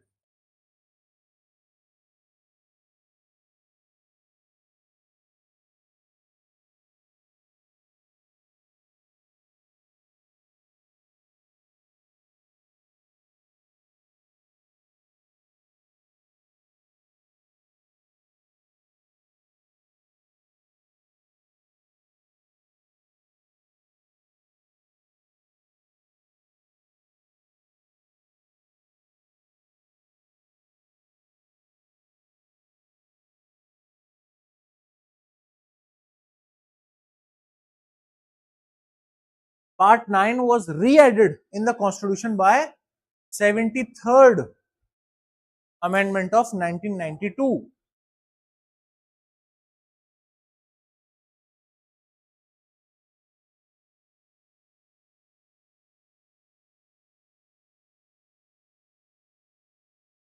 73rd Amendment of 1992.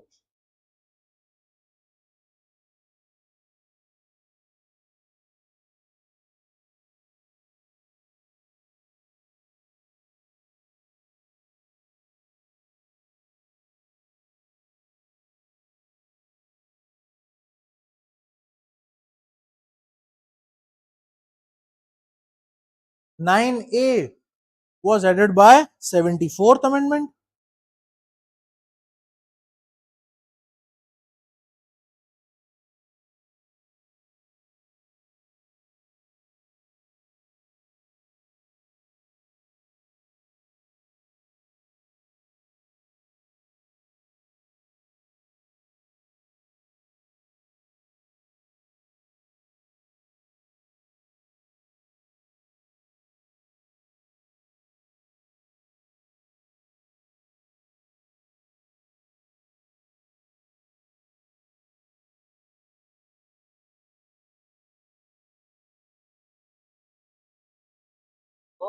भैया राम राम। राम राम भैया। अरे मिठाई उठाई नहीं खिला रहे गुरु। थोड़ी देर बाद बात करूं जरा। कर लीजिए कर लीजिए।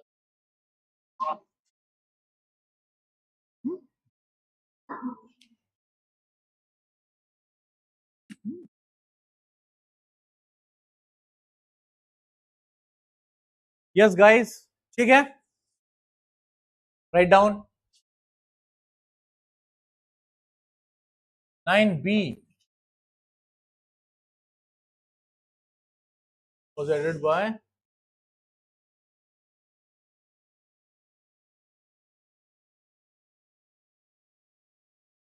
97th Amendment 2011.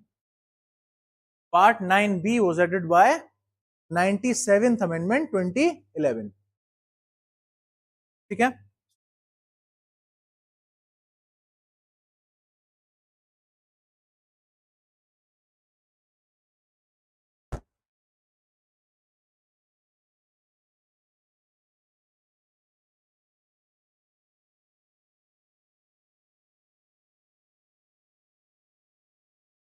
Alright guys, so when we do a numbering of constitution, there are 22 parts, but when we count them, there are actually more than 22. Alright, so this covers our chapter number 1. Any doubt, any sort of doubt, if you have, please go through all the parts once. Okay, take a good look at all the parts, read them once or twice, and if you still have any doubt, please feel free to ask. All right, then we will move to the next topic, which is schedules of our constitution. Please do this exercise, read all the parts once, try to understand all the concepts therein, and if you feel any doubt, any confusion, feel free to ask.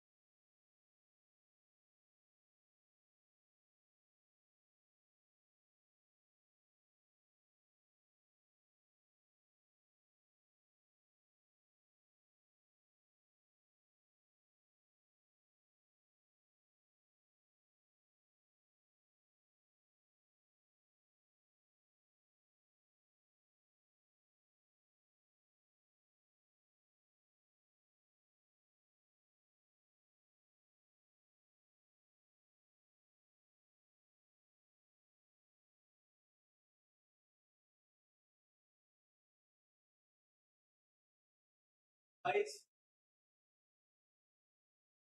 go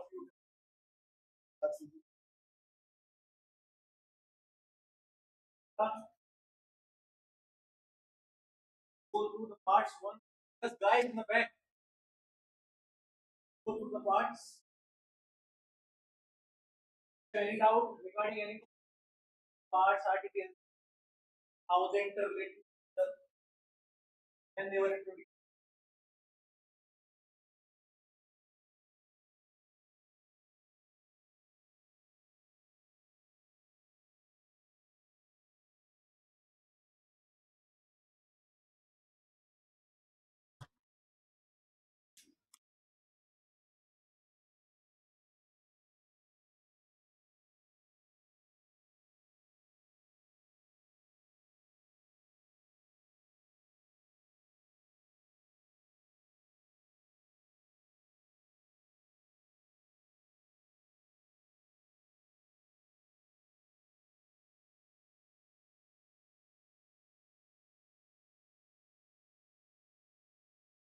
Third. Yes. How many of you missed the last class? How many of you were absent in the last class when we actually started the chapter 1? You were not there in the last class? You were absent or haven't taken admission until then? You were absent. Try not to miss any classes from here on, okay? Please.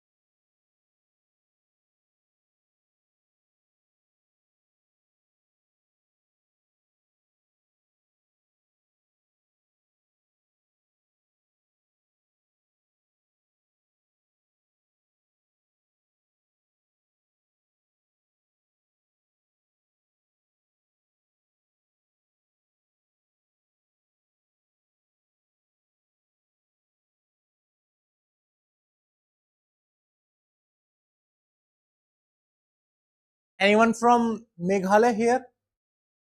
Anyone from Meghalaya? Anyone from Mizoram? No? All are Manipur, eh? In Nagaland, Meghalaya and Mizoram, and in Union Territory of Delhi, there are no panchayats. क्या हुआ? मैं सुना नहीं मैंने क्या हुआ? There are no panchayats, all right? In the state of Nagaland, Meghalaya, Mizoram, and Delhi, there are no panchayats, all right? Any doubts? Yes.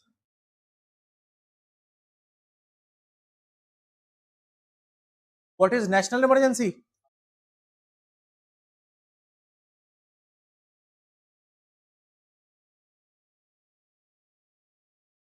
What happens during national emergency and state emergency?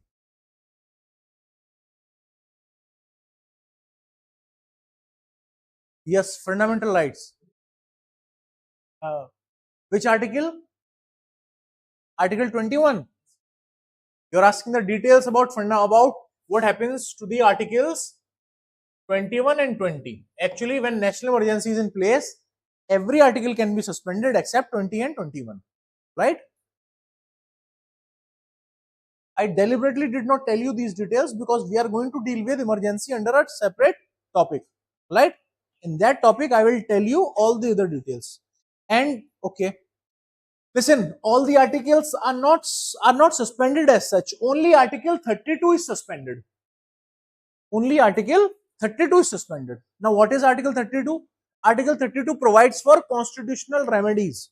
That is, what happens if in any case, if someone violates your fundamental rights, you can directly approach Supreme Court or High Court. Yes or no? Then what will Supreme Court or High Court do? it will issue certain writs under Article 32. Writs like mandamus, habeas corpus, certiorari, quo warranto, so on and so forth. There are 5 main writs, all right? They are contained under Article 32. So actually Article 32 is the security guard of the part third of fundamental rights. Article 32 secures every other right, because in case their violation, in case any of your right is violated, Article 32 takes the supreme position that Supreme Court and High Court will use Article 32 to issue writs so as to cure that position, so as to restore your fundamental rights and punish the culprit. Okay? So all rights are not suspended as such. Only Article 32 is suspended, which means that in case of violation, you cannot approach courts, right? You cannot approach for any remedy. You cannot approach the courts for any constitutional remedy. In case if any government or any citizen or any organization for that matter has violated any or all of your fundamental rights, right? So under article, so when national emergency is in place, what happens? Article 32 is suspended, right? That means the government can violate any of your rights or all of your rights, but you cannot do anything because Article 32 is suspended, which allows you to go to court, and that is suspended, which means you cannot go to any of the courts. So your rights remain suspended, right? We will deal with these details when we deal with the chapter specifically. Okay? And state emergency, Article 356 and 365. Alright, these two articles are read along with each other whenever state emergency is imposed in any state. The two main conditions are whenever the state government is not following the directives given by the constitution, or the directions given by the central government. Alright, in these two conditions, the president can impose president's rule in that state, and when it happens, the state government can be either suspended or it can be either dismissed. Getting my point? Yes or no?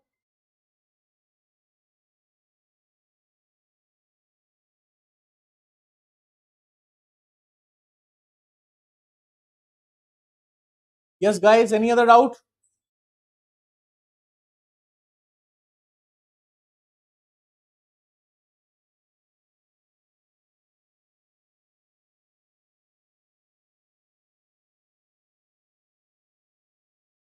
Okay. Yes. Shall we move on? Shall we move on to next topic? All right. The next topic is schedules of constitution.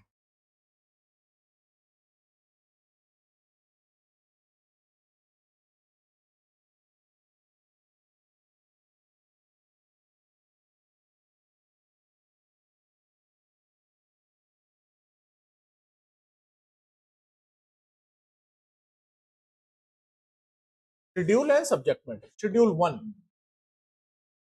Schedule 1. Each schedule deals with certain different things. They are just as much part of constitution as the parts of constitution. They are just adjacent to the parts of constitution. All right? They are a part of constitution. Schedules. Separate lists containing certain important things. Schedule 1. What does Schedule 1 contain? It contains names and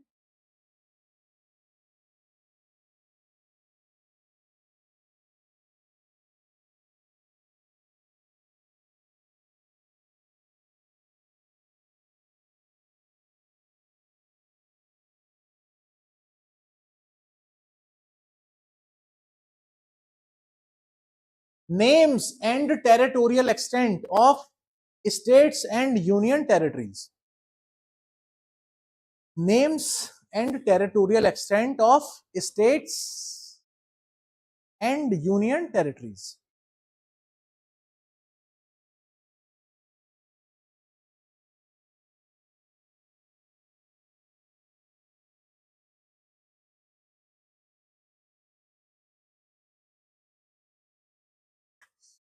Which is to say that if let's suppose name of any state is changed, for example, all right, name of any state is changed, that means the proper amendments would be needed to made under schedule 1, because the name is now changed.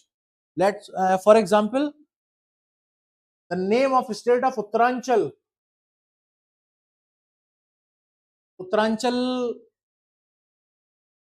Uttaranchal was separated from the state of Uttar Pradesh in year 2000. You know, in year 2000, 3 states were reorganized in the year 2000. From the state of UP, state of Uttaranchal was carved out, right? Containing basically all the mountainous area of the state of the erstwhile state of Uttar Pradesh. All right, the mountainous region was carved out from the erstwhile state of Uttar Pradesh, and it was called Uttaranchal. It was called what? Uttaranchal. In the same year 2000, from Bihar, Jharkhand was carved out. Getting my point? All the mining areas and the tribal areas of Bihar went to the state of Jharkhand, right? And from the state of MP, yes, anyone? Which state was carved out of MP? Chhattisgarh. Chhattisgarh. The state of Chhattisgarh was carved out from MP. Getting my point? And in the year 2006, the state of Uttaranchal was renamed as Uttarakhand. Yes or no? The state of Uttaranchal was renamed as Uttarakhand, and the union territory of Pondicherry was renamed as Puducherry. Yes or no? That means the names of state and union territories have changed. Now. That means the proper amendments would have been needed to make to schedule 1, and the territorial extent. Territorial extent is now when we created state of Uttaranchal out of the state of UP, the territory of UP, it changed. Yes or no? It did change. It decreased. Yes or no? It decreased. That means the territorial extent of the state of UP, state of Bihar, state of MP, they got decreased. All right. So whenever there is a change in the territory of any state, that it can be increased also. How it can be increased? When we merge 2 or more states into a new state, the territory of the state gets increased. All right. So whenever there is a change in the territory of any of these states or union territories, or if there is a change in the name of states or any of the union territories, all right, they all are dealt under article or under schedule 1. Getting my point? All right, they all are dealt under schedule. Yes, send out. They all are dealt under schedule 1. All right. The next, schedule 2, schedule 2nd.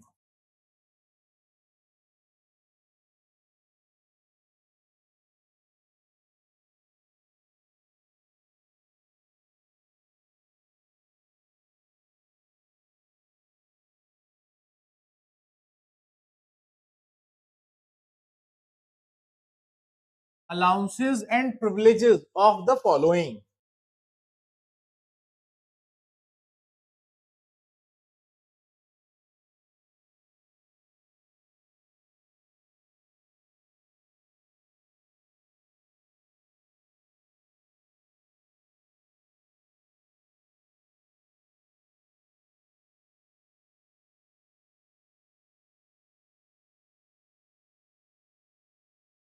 Allowances and privileges, salaries, pensions, all the other facilities given to these constitutional posts and privileges, some special rights, right? Some special privileges given to these people, right, as compared to the common civilians like you and I, all right, because these people, they are occupying a certain constitutional post at that time. Actually, these privileges are not being given to people, they are being given to the posts. All right, they are being given to the post they are holding at the moment. So the post like the president of India, all right, and the governors of different states. These all are constitutional bodies. These all are constitutional posts. So they have been blessed with certain special privileges, right? So the schedule number second of our constitution has listed out all those constitutional bodies, those constitutional posts which enjoy certain special rights and special privileges, right? So we are listing them out. The President of India, they are not necessarily in this order. You can rearrange the order as you wish, right? The state governors, all right, right at number 3, right? Speaker and Deputy Speaker of Lok Sabha, write it down. The Speaker and Deputy Speaker of Lok Sabha.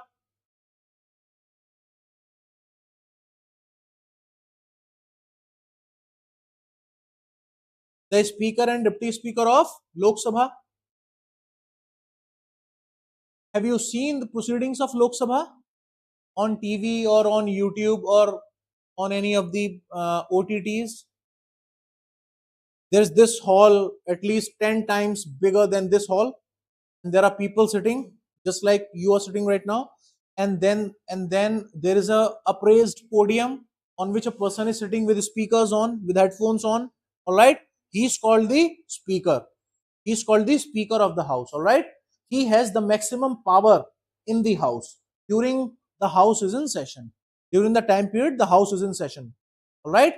He decides which it's turn of which member to speak, what can he speak, for how much of duration can he speak, all right. The rules and procedures of the house are determined by the speaker. He enjoys the supreme position in the house, even more so than the prime minister, because prime minister also sitting in either Lok Sabha or Rajya Sabha, all right.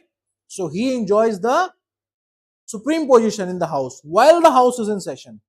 When the house is not in session, when the parliament is not in session, speaker is just like any other MP. Getting my point? Yes or no? Speaker is just like any other MP. So he is the speaker. And when he is absent for any reason, then this job is done by deputy speaker. So we have written speaker and deputy speaker of Lok Sabha. Speaker and deputy speaker of Lok Sabha. At number 4, write down chairman and deputy chairman of Rajya Sabha.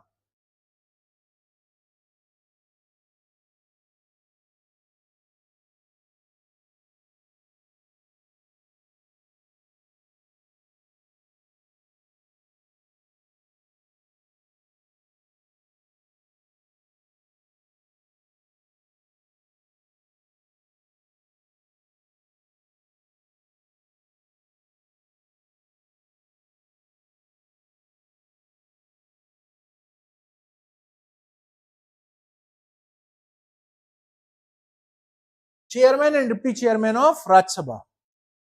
Right? The proceedings of Rajya Sabha are exactly like that of Lok Sabha. All right. In Rajya Sabha also there is a praised podium on which person is seated. All right. He also has his headphones on. In Lok Sabha the same person is called speaker, and in Rajya Sabha the same person is called chairman. Right.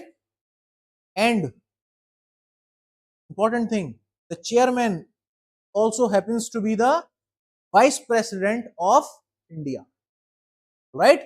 The chairman is also vice president of the country, right? He's the president on standby. If something should happen to our president, let's say unfortunately if he dies or if he goes on a long vacation with family, or he is medically not fit to perform his duties, in that case who performs the duties of president? The chairman. And the duties of chairman in that case are performed by vice chairman. Getting my point? All right. So chairman and vice chairman of Rajya Sabha. Right at number 5, judges of Supreme Court. Judges of Supreme Court.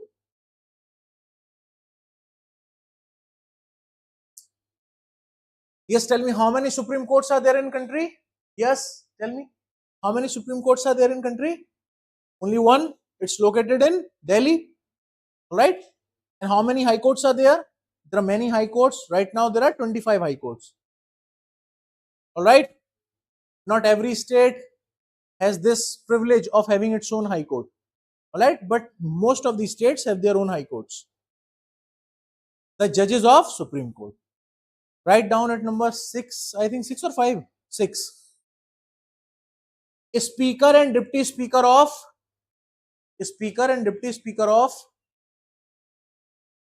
state legislative assemblies.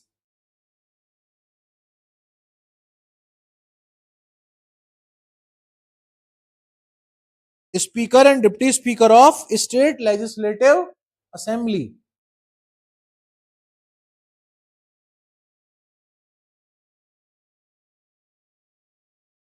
Next, chairman and deputy chairman of state legislative council.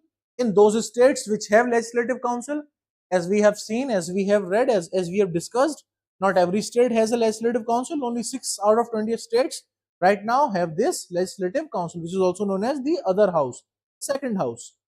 So those states which have legislative council, this provision would apply to those states, chairman and deputy chairman of legislative councils. Next, write down judges of high court. The judges of high court, and at 9, write CAG.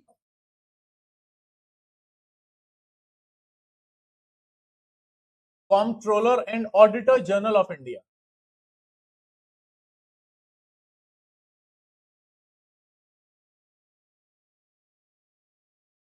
It finds its mention under Article 148.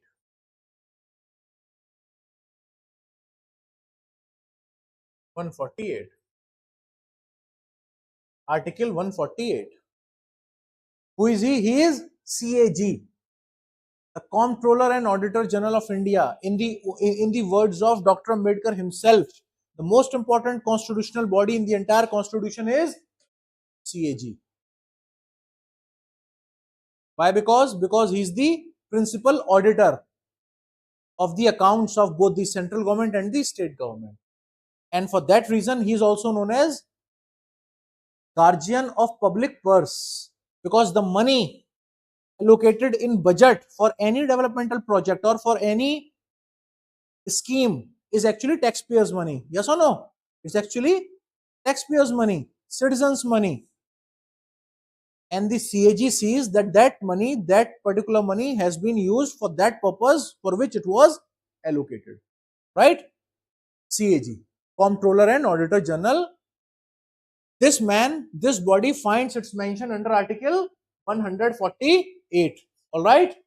And in the words of Dr. Ambedkar himself, as I just told you, he himself said that CAG is the most important constitutional body. All right. Because he is the guardian of public purse. Getting my point? So this completes our schedule number 2. Schedule number 3 we'll see in next class. Right, guys? Any doubts so far? All going good? Okay. Thank you. Let's meet in next class.